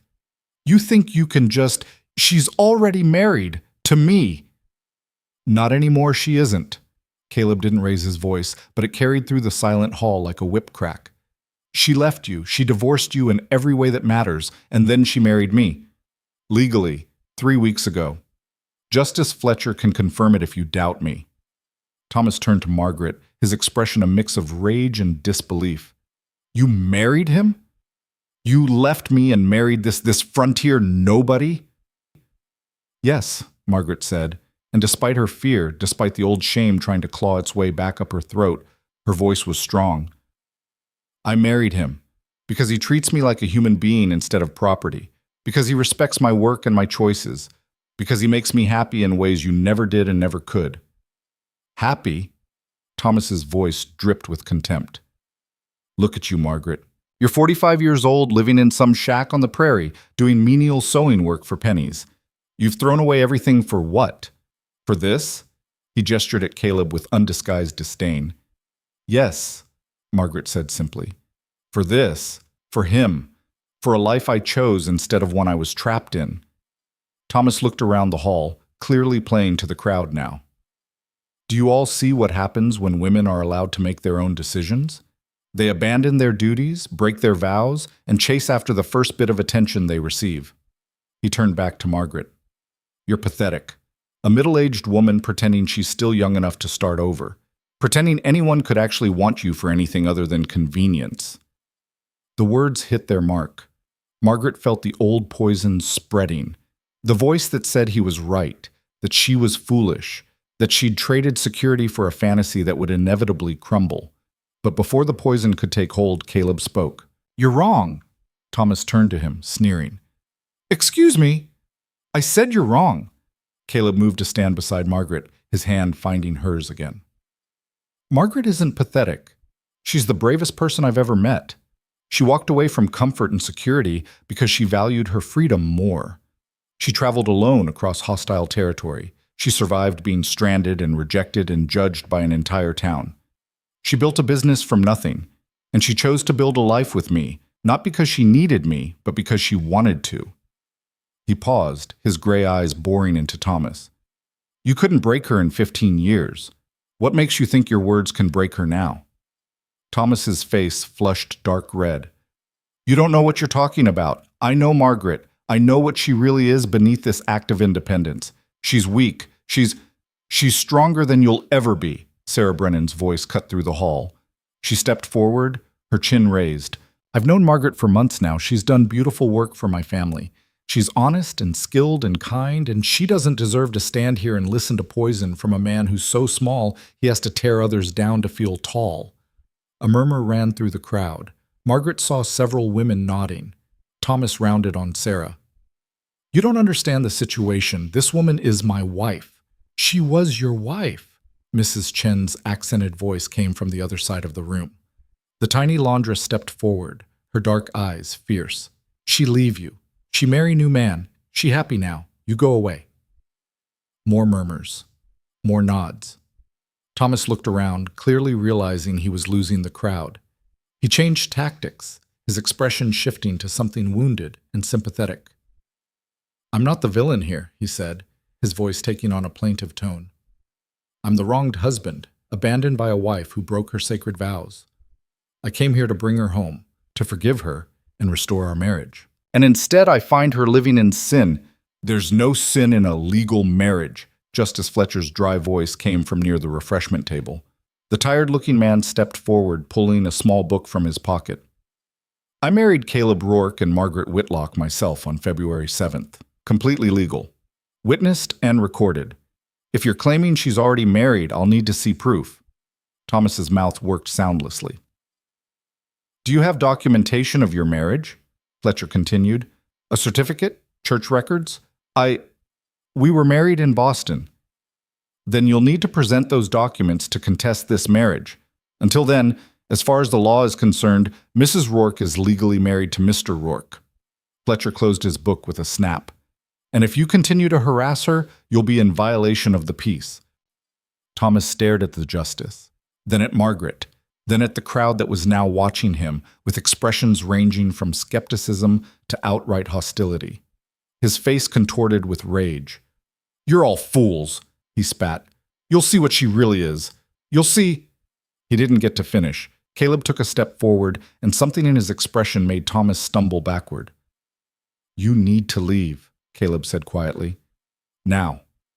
And if you ever speak to my wife again, if you ever come near her, or this town, or our home, I will make you regret it. Do you understand? Thomas tried to rally his dignity.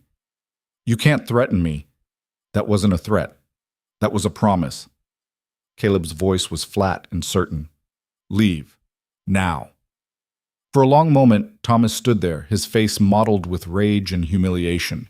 Then he turned on his heel and stormed toward the door. He paused in the doorway, turning back to deliver one final blow. You think you've won something here, Margaret, but you haven't.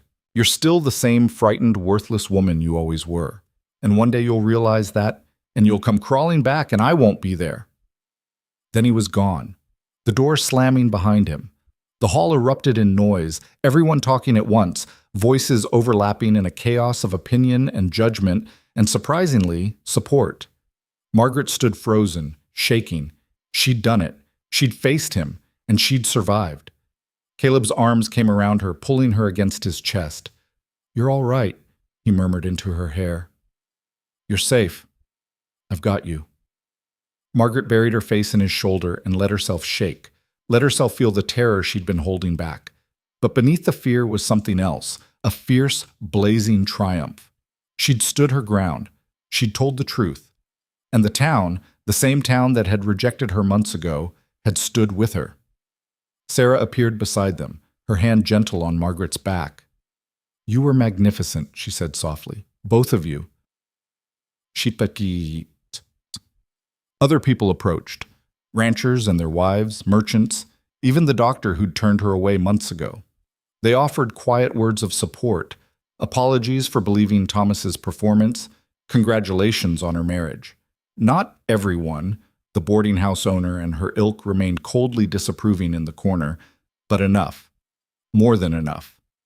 Mrs. Chen pushed through the crowd and pressed a handkerchief into Margaret's hand. You very brave, she said firmly. Very strong woman. I glad you, my friend. Margaret looked at all these faces, some familiar, some still learning to accept her, and felt something crack open in her chest. For the first time in her life, she wasn't alone. She had Caleb, yes, but she also had this. Community. Imperfect, complicated, sometimes cruel, but capable of growth, capable of choosing right when it mattered. "Thank you," she said, her voice thick with emotion. "All of you. Thank you." The fiddle player started up again, and gradually the festival resumed. Caleb led Margaret to the edge of the room where they could sit and catch their breath. He brought her water and stayed close, his presence solid and reassuring. "How are you feeling?" he asked after a while. Margaret thought about it. "Lighter," she said finally, "like I've been carrying a weight for 15 years and just finally put it down." "He won't bother you again. I'll make sure of it." "I know." Margaret looked up at him, this man who'd defended her without hesitation, who'd stood beside her without wavering. "You were going to hit him, weren't you? When he called me, when he said what he said." "Yes," Caleb said simply. "And I'd do it again. No one speaks about you that way. Not while I'm breathing." Margaret felt tears prick her eyes, but they were good tears. Grateful tears. "I chose well when I chose you." "We chose well when we chose each other," Caleb corrected. He brushed a strand of hair back from her face. "You want to go home?" Margaret looked around the hall. At the people dancing, the children running between tables, the laughter and music and warmth, at Sarah waving from across the room, at Mrs. Chen nodding approvingly, at the life she'd built here, against all odds. "Not yet," she said. "I want to stay a little longer." They stayed until late in the evening. Margaret even danced, one slow waltz with Caleb, who admitted he was terrible at dancing but tried anyway for her sake. They were both clumsy and offbeat, but Margaret didn't care. She was dancing with her husband at a town festival, surrounded by people who were beginning to accept her, and none of it was a performance or a lie. It was real. All of it was real.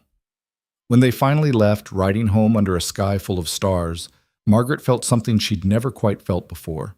Not just happiness or relief or safety, but a deep, bone-deep sense of rightness. Like all the scattered pieces of her life had finally fallen into place. "What are you thinking?" Caleb asked as they rode through the dark prairie. "That I'm glad I missed that stagecoach," Margaret said. "That I'm glad every door in Red Hollow closed in my face, because if they hadn't, I never would have knocked on yours." Caleb was quiet for a moment. Then he reached over and took her hand. "I'm glad you knocked." They rode the rest of the way home in comfortable silence, their hands linked between the horses. When they reached the cabin, Caleb helped her down and they stood for a moment looking at their home, solid and warm with smoke rising from the chimney into the cold night sky. "Come on," Caleb said, pulling her toward the door. "Let's go inside." Inside was warmth and firelight and the future they'd fought for. Margaret hung up her cloak and moved to stand by the fire, letting the heat chase away the last of the night's chill. Caleb came to stand beside her, and they watched the flames dance together.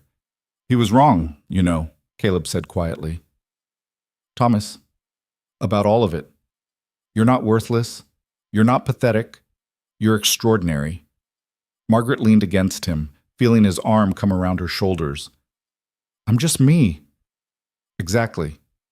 They stood there in the firelight, two people who'd been broken and discarded by the world, who'd found each other in the darkness and built something worth keeping.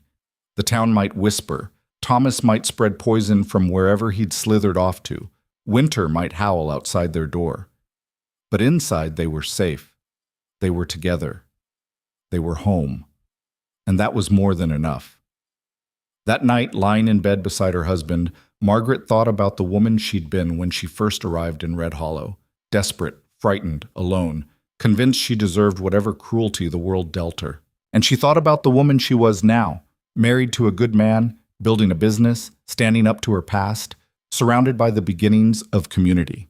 She wasn't different, exactly. She was just finally, fully herself. Caleb's arm tightened around her waist, pulling her closer against his warmth. "Sleep," he murmured. "Everything's all right now." And for the first time in as long as she could remember, Margaret believed it. The days following the festival should have been peaceful. Thomas had left town, slinking away into whatever hole he'd crawled out of, and Margaret had faced down her past in front of witnesses who'd mostly stood with her instead of against her. By all rights, she and Caleb should have been able to return to their quiet life and the slow rhythm of frontier survival. But Thomas Vance was not a man who accepted defeat gracefully. The first sign of trouble came 3 days after the festival. Margaret was in her workroom, hemming a dress for Sarah Brennan's daughter, when she heard horses approaching. She looked out the window and saw two men she didn't recognize, rough-looking characters with hard faces and guns on their hips, riding slowly past the cabin. They weren't stopping, just looking, studying, like they were taking inventory. Margaret set down her sewing and moved to the main room where Caleb was repairing a saddle. "Caleb, there are men outside." He was at the window in 3 strides, his hand automatically moving to the rifle mounted above the door. He watched the riders until they disappeared down the road toward town. "You recognize them?" he asked. "No, but they were looking at this place like they were being paid to." Caleb's jaw tightened. "Your husband, your former husband, he strike you as the type to hire trouble?" Margaret thought about Thomas, about his pride and his rage, and his pathological need to win every conflict. "Yes," she said quietly. "Yes, he would. Then we need to be careful." The next incident came 2 days later. Margaret rode into town to deliver finished work and pick up new fabric from the general store. When she came out, she found her horse's saddle cinch had been loosened. Not completely undone, but enough that if she'd mounted and ridden hard, she would have been thrown. It could have been an accident, could have been children playing, but Margaret's hands shook as she tightened the cinch, and she knew in her gut it was neither of those things. She mentioned it to Caleb that evening, trying to sound casual, but he saw through her immediately. "Someone tampered with your saddle?" "Maybe. I don't know for certain." "Margaret." His voice was gentle but firm. "Don't downplay this. If someone's targeting you, then what? We can't prove anything. We can't accuse anyone." Margaret set down her fork, her appetite gone. "Thomas is too smart to get his own hands dirty. He'll hire it done, make sure there's no trail back to him." "Then we go to the sheriff." "And say what? That my former husband might be paying people to harass us? Based on a feeling and a loose saddle cinch?" Margaret shook her head. "He'll think I'm being paranoid." Caleb was quiet for a long moment, his expression troubled. "I don't like this. Neither do I. But what choice do we have except to be vigilant and hope he gets bored and leaves?" What they didn't know was that Thomas had no intention of leaving. He'd taken a room at the boarding house, much to Mrs. Henderson's delight at having such a respectable gentleman as a guest, and had spent the past few days making himself indispensable to certain members of the community. He bought drinks at the saloon. He made generous donations to the town improvement fund. He listened sympathetically to complaints about the changing times and the erosion of proper values. And he talked. Carefully, subtly, he planted seeds of doubt about Margaret and Caleb. Nothing so crude as open slander. He'd learned his lesson at the festival. Instead, he asked concerned questions. Wondered aloud if perhaps Margaret had been ill, mentally unstable, when she'd abandoned her marriage. Expressed worry that Caleb might have taken advantage of a vulnerable woman. Suggested that their hasty marriage was suspicious, possibly invalid, certainly not in keeping with proper conduct. He was building a case in the court of public opinion, and he was patient enough to do it slowly. The rumors started spreading like poison in water. Margaret heard whispers when she walked through town, saw the way certain shopkeepers looked at her with renewed suspicion. One of her regular customers canceled an order without explanation. Another asked pointed questions about Margaret's first marriage and whether it had been properly dissolved. Margaret came home from these encounters frustrated and angry, but she tried to hide it from Caleb. He had enough to worry about with the ranch work and the approach of spring planting. She didn't want to burden him with every slight, every cold shoulder, every whispered comment, but Caleb noticed anyway. He always noticed. "Talk to me," he said one evening when Margaret had been unusually quiet through supper. "It's nothing." "It's not nothing. You've barely said 10 words all evening." Margaret sighed and set down her coffee cup. "Thomas is spreading rumors. I don't know exactly what he's saying, but people are looking at me differently again, asking questions. Some of them are starting to believe whatever lies he's telling." Caleb's expression darkened. "What kind of questions?" "About our marriage? About whether I was in my right mind when I left Boston? About whether you somehow coerced me?" Margaret's voice was bitter. "He's too clever to make direct accusations. He just plants doubts and lets other people draw their own conclusions." "Then we confront him, publicly, make him say these things to our faces where people can judge whether they're true." That's what he wants.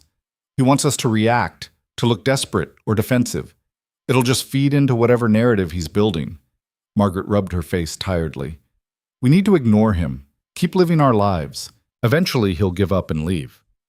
But Thomas didn't leave. Instead, he escalated. The first serious incident happened on a cold morning in early March. Caleb went out to the barn to feed the horses and found the gate to the corral hanging open. All 3 horses were gone, scattered across the prairie. It took him most of the day to round them up, and when he did, he found that one of them, his best workhorse, had a deep gash on its foreleg that would take weeks to heal. Could have been wind, Margaret suggested, hopefully, when he told her about it. Could have blown the gate open. Caleb showed her the latch. It had been deliberately lifted and the securing rope untied. Wind doesn't untie knots. 2 days later, someone left a dead rat on their doorstep. The message was clear, even if the sender remained anonymous. Margaret wanted to report it to the sheriff, but when they went into town, they found that Sheriff Porter was conveniently unavailable, and his deputy seemed remarkably uninterested in their complaint. Probably just kids playing pranks, the deputy said, not quite meeting their eyes. You know how young folks are? This isn't a prank, Caleb said, his voice tight with controlled anger. Someone is deliberately targeting us. You got any proof of that? Any witnesses? No, but then there's not much I can do. Can't arrest someone for maybe doing something. The deputy shuffled some papers on his desk. I'll keep an ear out, though. Let you know if I hear anything. It was a dismissal, and they both knew it. Walking back to their wagon, Margaret felt a familiar helplessness creeping in. He's gotten to them, she said quietly. Thomas has convinced the sheriff's office that we're troublemakers, or crazy, or both. Then we handle it ourselves. Caleb, we can't. I won't let anyone hurt you. I won't let them damage our property or threaten our livelihood. Caleb helped her into the wagon, his jaw set. If the law won't protect us, we protect ourselves. That night, Caleb began sleeping with the rifle beside the bed. He checked and double-checked all the locks before they went to sleep. He started varying his routine, going out to check on the animals at irregular times, hoping to catch whoever was causing the trouble. Margaret hated it. Hated the tension, the constant vigilance, the way their home was starting to feel less like a sanctuary and more like a fortress under siege. But worse than the pranks and vandalism was the erosion of the support they'd gained at the festival. Thomas was working his poison effectively. People who'd stood with them that night were starting to waver, to wonder if perhaps they'd been too hasty in their judgment. The whisper campaign was working. It came to a head 2 weeks after the festival, when Margaret went to pick up an order from the general store and found the merchant unwilling to sell to her. I'm sorry, Mrs. He paused, clearly uncertain what to call her. I can't extend you credit anymore. I'm not asking for credit. I have cash. Margaret held out the money. Still can't help you. Store policy. Since when? The merchant looked uncomfortable. Look, I've got a business to run. I can't afford to offend certain customers.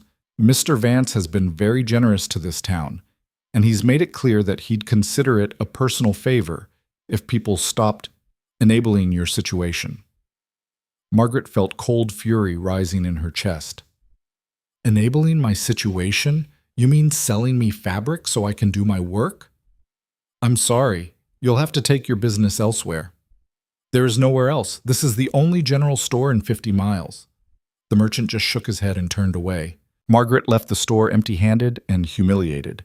She stood on the wooden sidewalk, trembling with rage, and saw Thomas across the street outside the saloon. He was watching her with a small, satisfied smile. He tipped his hat to her, the gesture mocking. Margaret wanted to scream, wanted to storm across the street and slap that smile off his face, but she knew that's exactly what he wanted. Some public display that would make her look unstable, emotional, exactly like the hysterical woman he was painting her to be. So instead, she got in the wagon and drove home, her hands white-knuckled on the reins. When she told Caleb what had happened, he went very still and very quiet, which was somehow more frightening than if he'd raged. He's trying to starve us out, Caleb said finally. Cut off your supplies. Damage my ability to work the ranch. Turn the town against us until we have no choice but to leave. And if we leave, he wins. He gets to tell everyone that I came crawling back, that his version of events was right all along. Then we don't leave. Caleb stood and reached for his coat.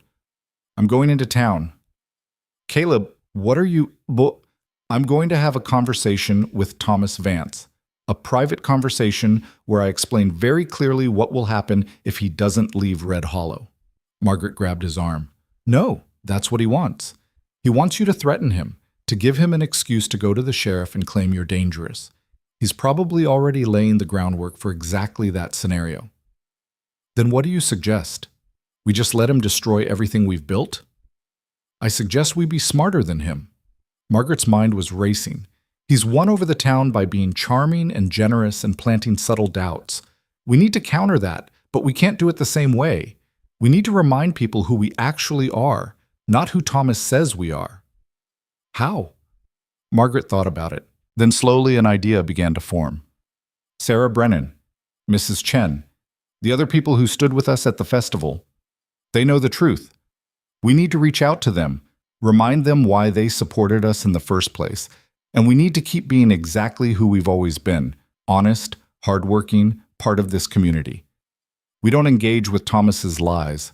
We just keep living our truth until his lies become obviously false. Caleb looked skeptical. You really think that will work? I think it's better than getting into a fight with him and playing right into his hands. Caleb was quiet for a long moment. Then he nodded slowly. All right, we'll try it your way. But Margaret, if he crosses a line, if he does anything to actually hurt you, then we'll deal with it, together. The next day, Margaret visited Sarah Brennan at her ranch.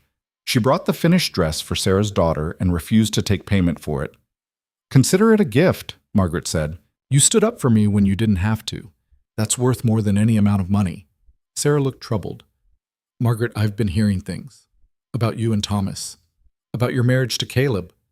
People are saying, I know what people are saying. Thomas is spreading lies because he can't accept that I chose my own life over the one he tried to force on me. Margaret met Sarah's eyes directly. I need you to tell me honestly. Do you believe I'm a liar? Do you think Caleb coerced me or took advantage of me? No, Sarah said immediately. No, of course not. Anyone who's seen you two together can see how you care for each other. Then I need you to keep believing that, and I need you to remind others of it when they start doubting. Because Thomas is very good at making lies sound like truth, and the only weapon we have against that is people who know better. Sarah took Margaret's hands. I'll do what I can. I'll talk to the other women. Remind them of the work you've done, the kind of person you've shown yourself to be. Thank you. Margaret had similar conversations with Mrs. Chen and several other women who'd been friendly to her. Some were receptive. Others had already been too thoroughly poisoned by Thomas's campaign. But enough of them remembered, enough of them still believed, to plant seeds of resistance against his narrative. Meanwhile, Caleb made a point of being visible in town. He helped a neighbor repair a wagon wheel. He sold a horse to a rancher at a fair price when he could have demanded more. He was courteous and calm and utterly reasonable in every interaction, providing a stark contrast to the dangerous, unstable man Thomas was describing. For a while it seemed to be working. The tide of opinion, which had been turning against them, stabilized. People were still uncertain, still whispering, but they weren't actively hostile anymore. Then Thomas made his final play. He filed a formal complaint with the territorial court, claiming that his marriage to Margaret was still legally valid, and that her marriage to Caleb was therefore fraudulent. He produced documents, a marriage certificate from Boston, letters that purported to show Margaret's mental instability, affidavits from people in Boston who swore she'd left without cause or warning. The case wouldn't be heard for months. The circuit judge only came through Red Hollow twice a year, but the damage was done. The filing was public record, and Thomas made sure everyone in town knew about it. You see, he said to anyone who would listen, I'm not trying to cause trouble. I'm simply seeking legal resolution to a complicated situation. If their marriage is legitimate, the court will confirm it. If it's not, he left the implication hanging. The town's sympathy swung back in his direction. After all, he was being reasonable, going through proper channels, seeking legal remedy rather than vigilante justice. How could anyone fault him for that? Margaret and Caleb received the official notice 3 weeks after Thomas filed. They sat at the kitchen table, reading the legal language that called into question everything they'd built. "He's clever," Margaret said bitterly. "Even if we win in court, and we will, because my marriage to him was legally dissolved before I married you, it won't matter. The damage is already done. People will always wonder. They'll always question whether our marriage is real or legal or valid." "Let them question." Caleb's voice was hard. "We know the truth. The truth doesn't matter if no one believes it." They sat in heavy silence, the weight of Thomas's machinations pressing down on them like a physical thing. Then, unexpectedly, help came from a quarter they hadn't anticipated. Justice Fletcher appeared at their door 3 days later, looking tired and irritated. "May I come in?" he asked. They invited him inside and offered coffee, which he accepted gratefully. "I've reviewed the documents Thomas Vance filed," Fletcher said without preamble. "And I've done some investigating of my own." Margaret's heart sank. And his case is nonsense. The marriage certificate he produced is legitimate, yes, but the date on it predates a divorce decree that was filed in Boston 2 months before you arrived in Red Hollow. Fletcher pulled a paper from his coat pocket. "I sent a telegram to the county clerk in Boston. They confirmed it. Your marriage to Thomas Vance was legally dissolved on grounds of abandonment and cruelty. You were a free woman when you married Caleb." Margaret felt tears spring to her eyes. Why did you? "Because I married you two, and I don't appreciate someone questioning my authority or my judgment." Fletcher's voice was dry but firm. "Also because I've been watching Thomas Vance operate for the past month, and I don't like what I see. He's a manipulator and a liar, and he's using the legal system to harass you." "Can you prove it?" Caleb asked. "I can prove the divorce is legitimate, which undermines his entire case. As for the rest, the harassment, the vandalism, the intimidation, that's harder to prove. But I have eyes and ears. I know what's been happening." Fletcher stood. "The circuit judge is a friend of mine. I'll make sure he has all the relevant information before the case is heard. In the meantime, I'm making a public statement about the validity of your marriage. It won't stop Thomas completely, but it might give people pause before they believe everything he says." "Thank you," Margaret said, her voice thick with emotion. "Thank you so much." Fletcher nodded. "Just doing my job. Though I'll admit I'm doing it with more enthusiasm than usual. I really don't like being played for a fool." True to his word, Fletcher published a notice in the town's small newspaper the next day, confirming the legal validity of Margaret and Caleb's marriage and noting that all documentation supported their position. He also made it known that he'd be testifying on their behalf if the case went to court. The effect was immediate. Thomas's support in town began to crumble. People who'd been swayed by his version of events started questioning whether they'd been lied to. The merchants who'd refused to serve Margaret suddenly became willing to do business again. The whispers turned from accusations to doubts about Thomas's credibility. Thomas responded with rage. He confronted Fletcher in the street, accusing him of bias and corruption. Fletcher listened calmly, then informed Thomas that making false accusations against a court official was a crime, and if he continued, Fletcher would have him arrested. Defeated in the legal arena, Thomas tried one last desperate gambit. He appeared at the cabin one evening without warning and demanded to speak to Margaret. Caleb answered the door with his rifle in hand. "You're not welcome here. I just want to talk to her. 5 minutes, that's all I ask." "The answer is no." "Margaret!" Thomas called past Caleb, his voice taking on that pleading tone he used when he wanted to seem reasonable. "Margaret, please, just hear me out.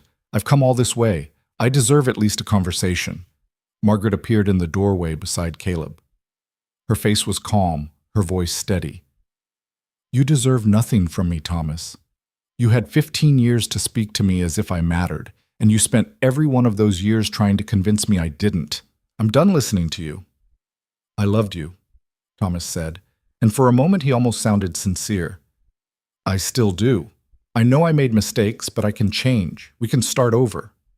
"I don't want to start over. I want you to leave me alone." "You're making a mistake. You think this life is better? You think this frontier nobody can give you what I can?"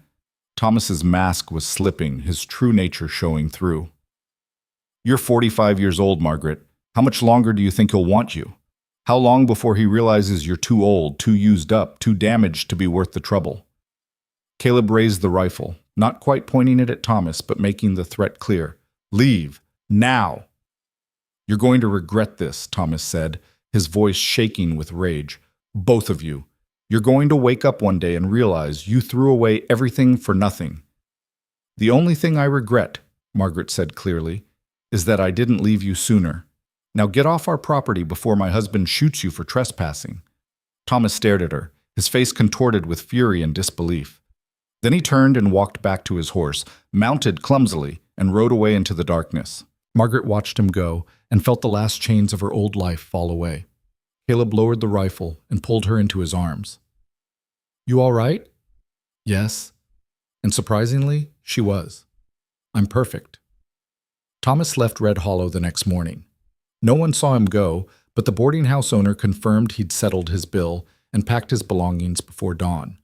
He was gone, slinking back to whatever hole he'd crawled out of. His campaign of harassment ended not with a bang, but with a whimper. The relief Margaret felt was almost overwhelming. For weeks she'd been living under constant tension, waiting for the next attack, the next humiliation. Now, suddenly, it was over. The town's attitude shifted again, this time decisively in their favor. People who'd believed Thomas's lies felt foolish and guilty. They went out of their way to be kind to Margaret, as if extra courtesy could make up for weeks of cold shoulders and whispers. Margaret accepted their apologies with grace, though privately she noted who'd stood with her from the beginning and who'd needed proof before they'd believe her. Those who'd been true friends received her warmth and trust.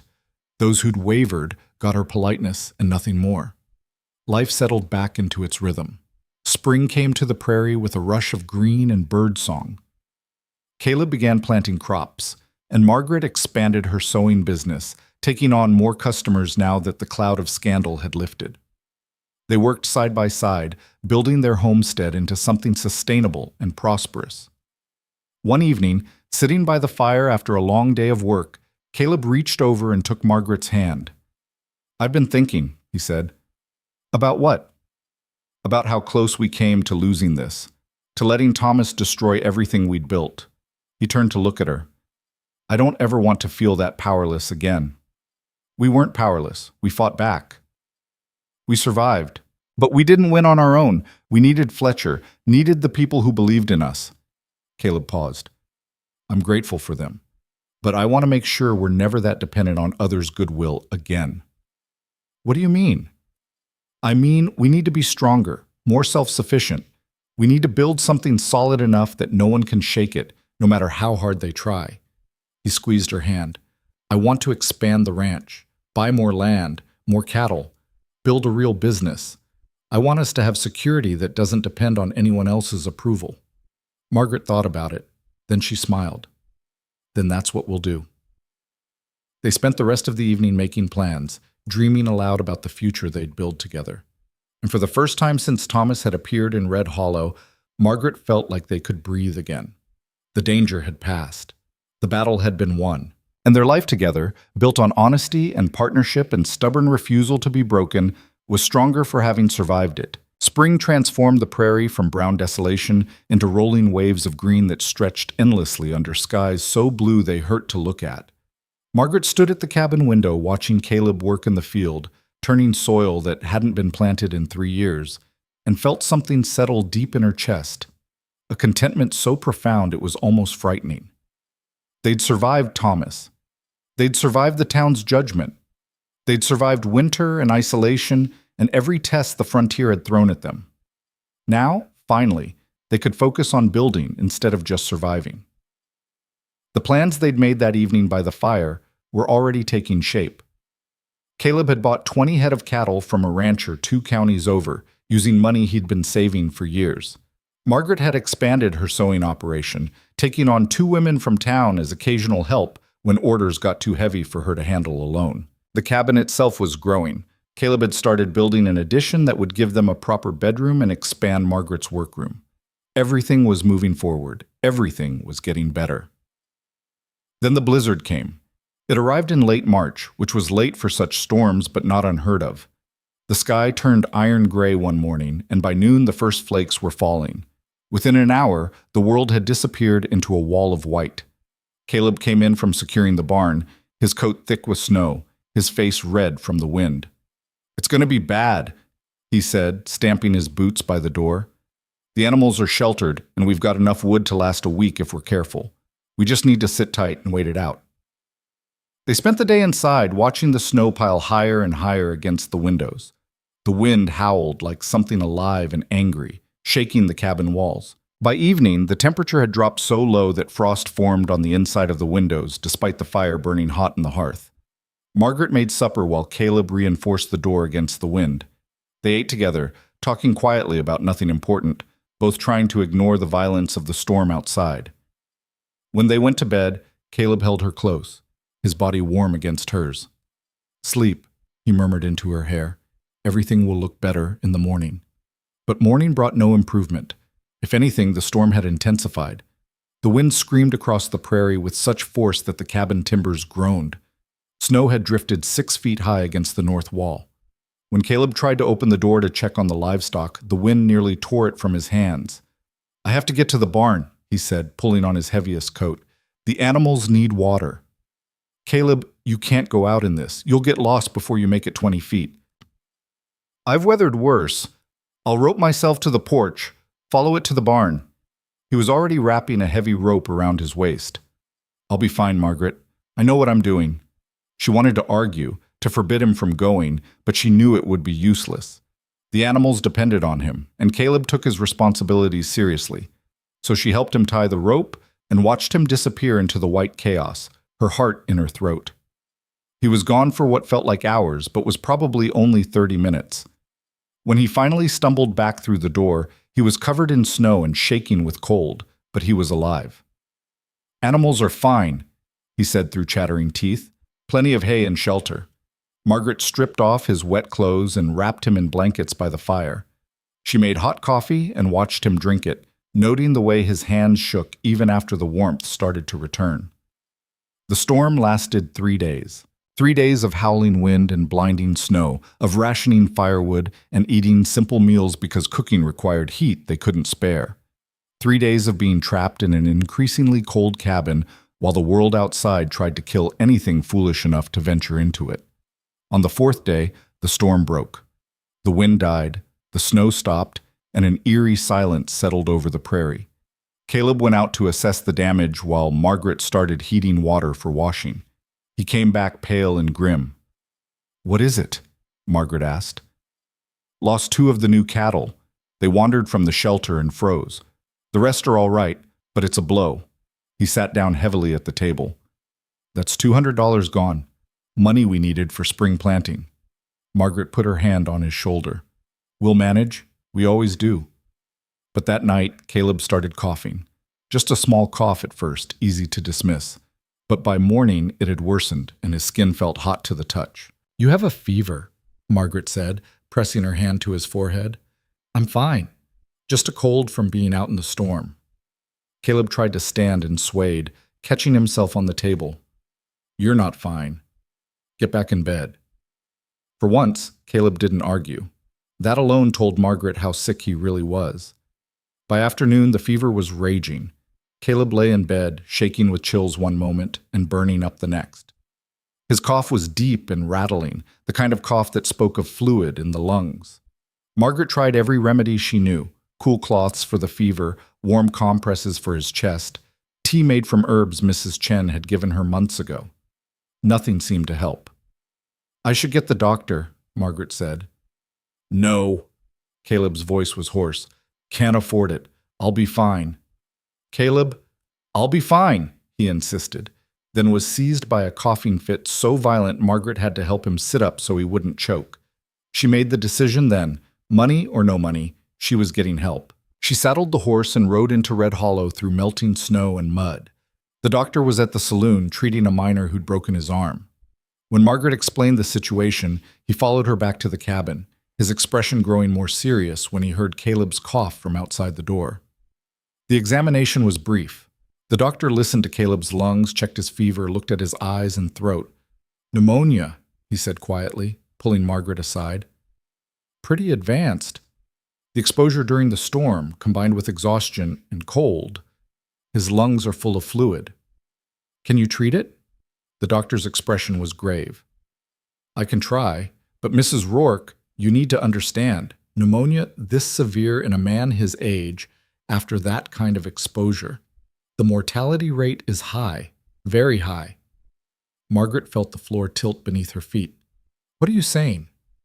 I'm saying you should prepare yourself. He might not survive this. No.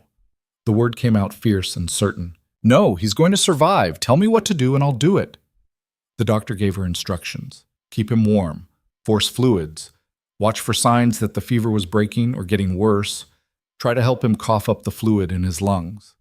He left medicines, tinctures and powders that Margaret didn't fully understand but followed his directions for precisely. I'll check on him in 2 days, the doctor said. But the next 48 hours are critical. If the fever doesn't break... He didn't finish the sentence. He didn't need to.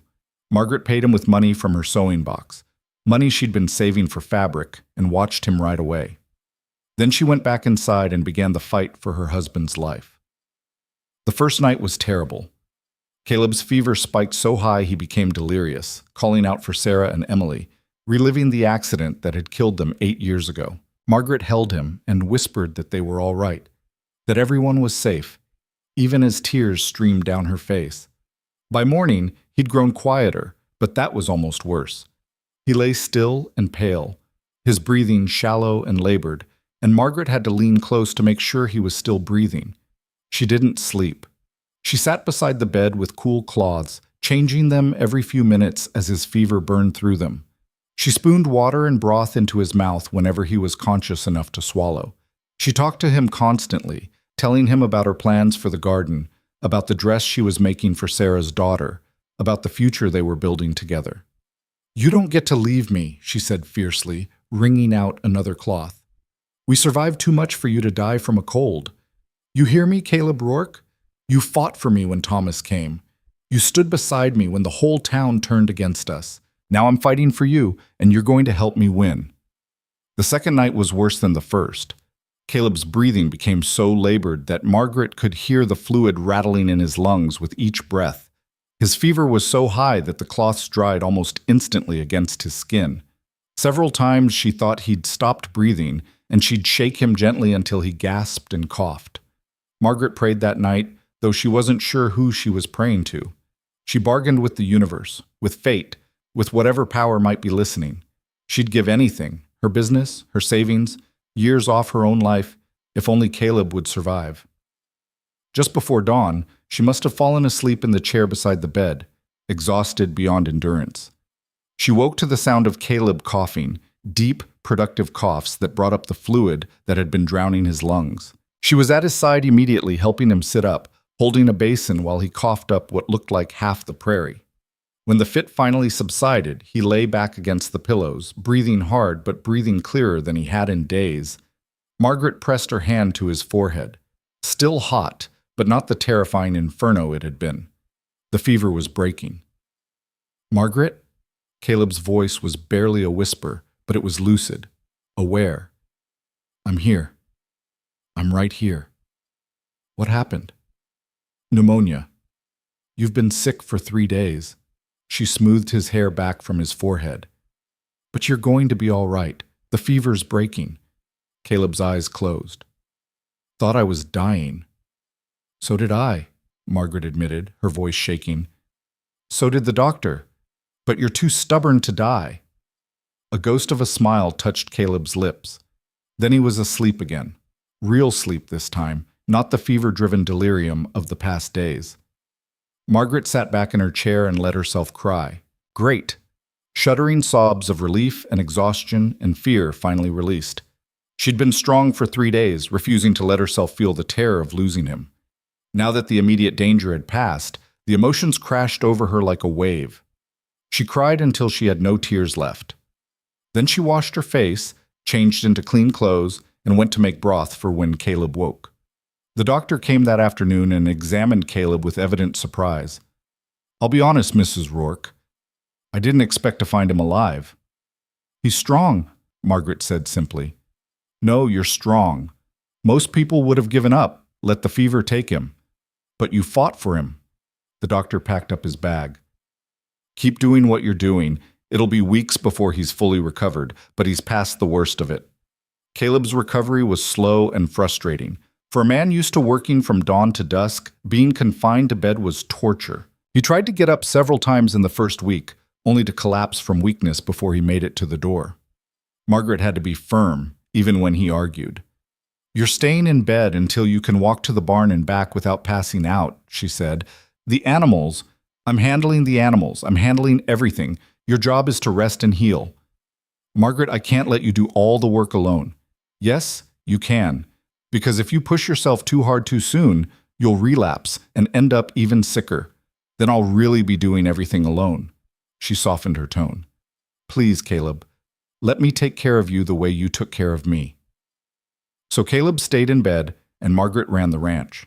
She fed the animals morning and evening. She hauled water and mucked out stalls. She checked the fences and split firewood and did all the 100 small tasks that frontier survival demanded. Her back ached, her hands blistered, and she fell into bed each night so exhausted she could barely move. But she did it, because Caleb needed her to. Because this was what partnership meant, carrying each other when one couldn't walk alone. Sarah Brennan and Mrs. Chen came to help when they heard what had happened. They brought food and offered to sit with Caleb so Margaret could sleep. Other women from town showed up with offers of assistance, some out of genuine friendship, others perhaps out of guilt for how they'd treated Margaret during Thomas's campaign. Margaret accepted all the help gratefully, though she noted again who came first and without being asked. Slowly, incrementally, Caleb got stronger. He graduated from bed to chair, then from chair to short walks around the cabin. His appetite returned, and with it his color. The deep cough faded to an occasional clearing of his throat. 3 weeks after he'd first fallen ill, he made it to the barn and back without assistance. Margaret watched from the cabin window, her heart in her throat, ready to run to him if he faltered. But he made it there and back on his own power, and when he came inside, there was triumph in his eyes. "See," he said, "I told you I'd be fine." Margaret threw a dish towel at him. "You nearly died, you stubborn fool. Don't act like it was nothing." But she was smiling, and so was he. That evening, they sat by the fire as they had so many evenings before. But everything felt different now. Sharper, more precious. Like they'd both been given something back they'd thought was lost. "I remember some of it," Caleb said quietly. "The fever. I remember you talking to me, telling me not to leave." "You scared me," Margaret admitted. "When the doctor said you might not survive, I realized how much I've come to depend on you, not financially or practically, but," she struggled to find the words, "my life is better with you in it. Not because you make it easier, but because you make it fuller, more real, more worth living." Caleb reached for her hand. "When I was sick, when I thought I was dying, I kept thinking about the past 8 years, how I'd just been existing, not living.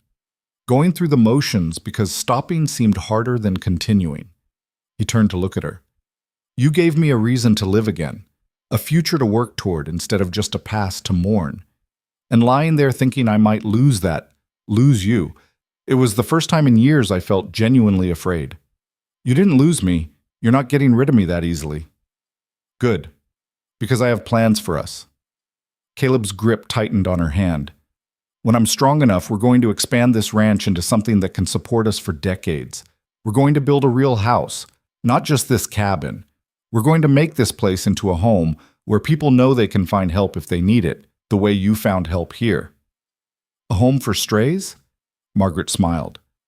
"A home for anyone who needs one, and a legacy that says we were here, we survived, and we built something worth remembering." Over the following months, that's exactly what they did. As Caleb regained his strength, they threw themselves into work with renewed purpose. They rebuilt the north pasture fence that had been damaged in the storm. They expanded the chicken coop and bought more hens. They planted a larger garden than Margaret had initially planned, with the vegetables enough to sell in town.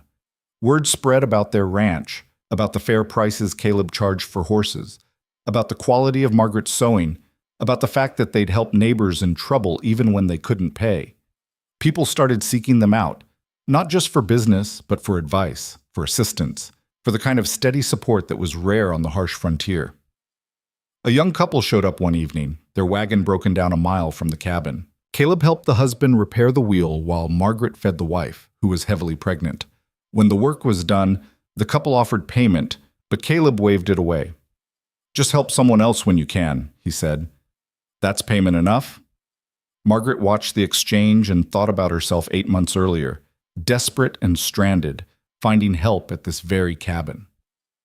The circle was completing itself in a way that felt right. By summer, the ranch was thriving. They had 40 head of cattle, a dozen horses, chickens, and a milk cow. Margaret's sewing business had grown to the point where she had steady contracts with 3 different merchants. They weren't wealthy, but they were comfortable. More importantly, they were secure. The town's attitude toward them had shifted completely. The whispers had stopped. The cold shoulders had warmed. Margaret was invited to join the women's sewing circle. Caleb was asked to serve on the town council. They'd become, almost without noticing, respected members of the community they'd once been excluded from. One evening in late August, they were sitting on the porch watching the sunset paint the prairie in shades of gold and crimson. A wagon appeared on the road. Nothing unusual, as travelers often passed by. But this wagon slowed as it approached their property, and Margaret saw that it carried a woman and 2 children who looked exhausted and frightened. The woman pulled the wagon to a stop at their fence. "Excuse me," she called out. "My name is Ann Peterson. I'm traveling to Denver with my children, but our horse threw a shoe about 5 miles back. We've been walking since midday. I know it's an imposition, but might we rest here for the night? I can pay—" "Put your money away," Caleb said, already walking toward the wagon. "We have room. You're welcome to stay." Margaret came down from the porch to help with the children. A boy of about 6 and a girl perhaps 8, both thin and tired looking. As she lifted the girl down from the wagon, she caught the woman's eye and saw her own past reflected there. This was a woman fleeing something, a woman alone and desperate, hoping against hope that the world might show her some kindness. "Come inside," Margaret said gently. "You're safe here." They fed the Peterson family and set them up in the addition to the cabin that Caleb had finished building in June. The children fell asleep almost immediately, but Anne sat at the kitchen table with Margaret, her hands wrapped around a cup of coffee, and slowly her story came out. She'd been married to a man who drank away their farm and then started using his fists when the money ran out. When he'd raised his hand to their daughter, Anne had taken the children and run. She had family in Denver, a sister who'd promised them shelter, but it was still hundreds of miles away and she was running out of money and hope. "I know I should have left sooner," Anne said, her voice barely above a whisper. "I know I should have been stronger." "You're plenty strong," Margaret interrupted. "You got your children out. You're getting them to safety. That takes more courage than staying ever could." Anne looked up, her eyes bright with unshed tears. "You sound like you know." "I do." Margaret told her own story then, about Thomas, about the years of control and cruelty, about the day she'd finally walked away, about finding Caleb and building a life she'd once thought was impossible. Anne listened with an expression that shifted from surprise to recognition to something that looked almost like hope. "So it does get better?" she asked when Margaret finished. "It gets different. Better is something you build for yourself, piece by piece. But yes, if you're willing to fight for it, it gets better." The Peterson family stayed 3 days while Caleb repaired their wagon and reshod their horse. Margaret gave Anne some of her saved sewing money, not much, but enough to help them reach Denver. When they left, Anne hugged Margaret tightly. "Thank you," she whispered, "for everything, for showing me what's possible." Margaret watched them drive away and felt Caleb's arm come around her waist. "You did good," he said quietly. "We did good. This place, what we've built here, it's bigger than just us now." "Yeah," Caleb agreed. "I think it is." The seasons turned. Fall came with its harvest and cooler temperatures. Winter returned, but this year they were prepared. Wood stacked high, food stores full, the animals secure in a reinforced barn.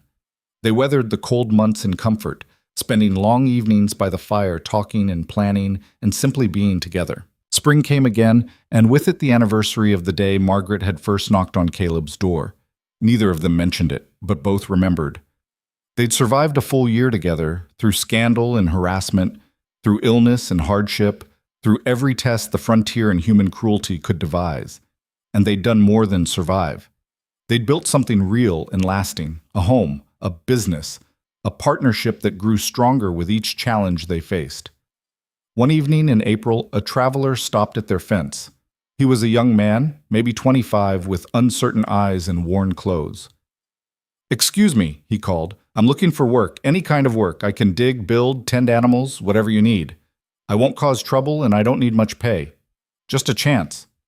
Margaret and Caleb exchanged glances. They didn't really need hired help. The ranch was manageable with just the two of them. But they saw something familiar in the young man's desperation. "What's your name?" Caleb asked. "James? James Wheeler." "Where are you from, James?" "Missouri, but I left there after—" He stopped, swallowed. "I left there because I needed to. Needed a fresh start somewhere no one knew me." Running from something, Margaret thought. Just like I was. Just like Ann Peterson. Just like so many people trying to outpace their pasts. "Can you work hard?" Caleb asked. "Yes, sir. I can work harder than anyone." "And you're honest?" "I am. I swear it." Caleb looked at Margaret. She gave a small nod. "All right, James, we can use help with spring planting. We'll give you a month's trial, room and board plus wages. If it works out, we can talk about something longer term." The relief on James's face was painful to see. "Thank you. Thank you so much. You won't regret this, I promise. Just do good work and stay honest with us. That's all we ask." James proved to be an excellent worker, strong, tireless, and genuinely grateful for the opportunity. He never talked about what he was running from, and they never asked. That was frontier courtesy. You judged people by who they were now, not who they'd been before. With James's help, they planted twice as much crop as planned. They built a second larger barn. They expanded the cattle herd again. The ranch was growing into something substantial, something that could provide not just for the three of them, but for others who might need help. By midsummer, they'd had 4 more travelers stop looking for work or shelter. They hired 2, a middle-aged man named Samuel, who'd lost his farm to drought, and a young woman named Ruth, who'd run from an arranged marriage she couldn't stomach. The ranch became a haven for people like them, people who'd been broken or rejected or simply needed a chance to rebuild. Margaret's sewing business had grown so large that she moved it into the new barn, converting part of it into a proper workshop. She hired 3 women from town to help with the work, and together they produced everything from simple mending to custom wedding dresses. The money was good, better than Margaret had ever imagined when she'd first started taking in alterations to survive. One afternoon, Sarah Brennan visited the ranch and stood looking around with evident amazement. "Margaret, do you realize what you've built here?" "A ranch," Margaret said, puzzled. "No. Well, yes, but more than that. You've created something important, a place where people can find help and dignity and second chances." Sarah gestured to where James and Samuel were working on the fence line, where Ruth was tending the garden, where Caleb was training a horse in the corral. "You've built a community." Margaret looked at the scene with fresh eyes and realized Sarah was right. This wasn't just a ranch anymore. It was something larger, a small constellation of people who'd all found their way here when they had nowhere else to go, and who'd stayed because they'd found something worth staying for. "We just did what felt right," Margaret said. "That's exactly why it matters. You helped people because it was right, not because it was easy or profitable. That's rare, Margaret. That's special." That evening, Margaret mentioned the conversation to Caleb. "Sarah thinks we've built something important," she said. Caleb looked up from the harness he was mending. "What do you think?" Margaret considered the question. She thought about the woman she'd been a year and a half ago, desperate and alone, convinced she deserved whatever cruelty came her way. She thought about the life she'd built since then, about the people they'd helped, about the home they'd created from nothing but stubbornness and mutual respect. "I think we've built exactly what we needed," she said finally. "A place where broken people can heal, where being imperfect isn't a sin, where you're judged by your work and your character instead of your past or your circumstances." "Yeah," Caleb agreed. "That sounds about right." Autumn arrived with its annual display of golds and reds. The harvest was good, better than good, actually. They had enough to feed everyone through winter with surplus to sell. The cattle were healthy, the horses well-trained and fetching good prices. The sewing business was thriving. They were, Margaret realized with some surprise, successful. Not wealthy by Boston standards, but comfortable by frontier measures. More importantly, they were happy. One evening in October, almost exactly 2 years since Margaret had first arrived in Red Hollow, she and Caleb were sitting on the porch watching the sunset. The air was crisp with the promise of winter, but for now it was perfect. Warm enough to sit outside, cool enough to appreciate the warmth of the coffee in her hands. A wagon appeared on the road, and Margaret smiled. They got visitors regularly now, and each one was welcomed. But as the wagon drew closer, she saw it wasn't stopping, just a family passing through on their way to somewhere else. The man driving looked tired, the woman beside him looked worried, and the children in the back looked hungry. The wagon passed their property, and Margaret watched it disappear down the road. "Should we have stopped them?" she asked Caleb. "Offered help?" "They didn't ask," Caleb pointed out. "Some people aren't ready for help. They have to ask first." "Like I did." "Like you did." Margaret thought about that night 2 years ago, standing in the freezing dark, terrified and alone, working up the courage to knock on a stranger's door. She'd been so close to just walking away, to accepting that she was going to freeze to death because she didn't deserve help. "What if I hadn't knocked?" she asked suddenly. "What if I'd been too proud or too scared?" Caleb was quiet for a moment. "Then I'd probably still be sitting in that cabin alone, going through the motions of living without any purpose behind it. And you'd be—" He didn't finish the sentence. "Dead," Margaret finished for him. "Frozen in the prairie somewhere, another nameless victim of the frontier. But you did knock, and I did answer, and here we are." Here they were indeed, sitting on the porch of a thriving ranch, surrounded by people they'd helped and who helped them in turn, watching the sunset paint the sky in impossible colors. "Do you ever think about how easily it could have gone differently?" Margaret asked. "How many small choices led to this moment?" "All the time," Caleb admitted. "But I try not to dwell on it. We made the choices we made. They brought us here. That's enough." A rider appeared on the road, not a wagon this time, but a single person on horseback. As they drew closer, Margaret recognized Mrs. Chen's son, David, who sometimes delivered messages for people in town. He pulled up at their fence. "Mrs. Rourke, Mr. Rourke, I have a message for you." Caleb stood and walked down to take the envelope David offered. He opened it and read quickly, his expression shifting to surprise. "What is it?" Margaret asked. "It's from the Territorial Governor's office." Caleb read aloud. "Dear Mr. and Mrs. Rourke, it has come to our attention that your ranch has become an unofficial refuge for individuals seeking employment and fresh starts in the territory. We commend your civic-mindedness and wish to discuss the possibility of formalizing this arrangement with territorial support. Please contact our office at your earliest convenience." Margaret stared at him. "They want to officially support what we're doing?"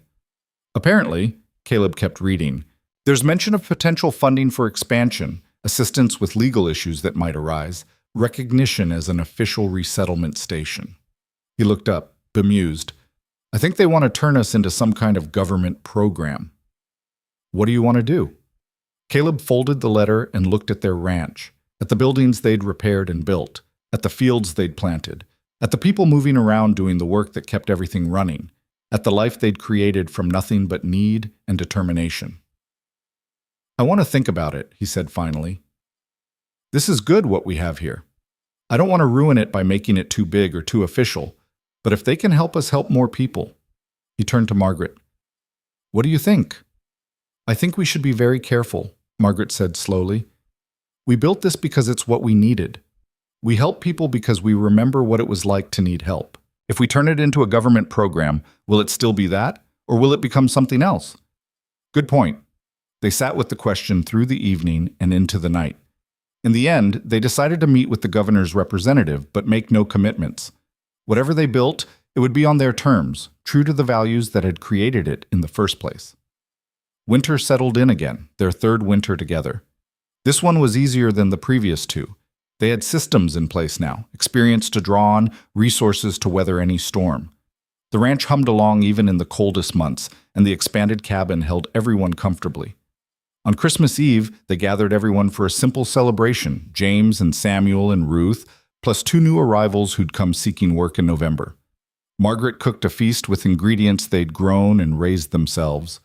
They sang songs and told stories and played cards late into the night. Sitting at the table, surrounded by laughter and warmth, Margaret caught Caleb's eye across the room.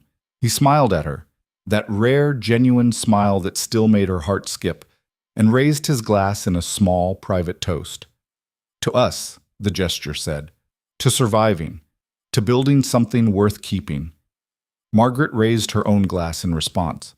To home, she thought, to finding it and fighting for it and never taking it for granted. Spring came again, as it always did. The 3rd spring of their marriage, and the prairie burst into life with enthusiasm that seemed almost excessive. Flowers everywhere, grass so green it hurt to look at, baby animals wobbling on new legs. Margaret was in her workshop when a wagon pulled up to the fence. She looked out and saw a young woman with 2 small children, her face exhausted and frightened in a way Margaret recognized instantly. She walked out to greet them. "Can I help you?" Margaret asked gently. The woman hesitated, clearly struggling with pride and desperation. Finally she spoke, her voice barely above a whisper. "I heard," someone in the last town said, "they said if you need help, if you have nowhere else to go, you can come here, to the Rourke Ranch."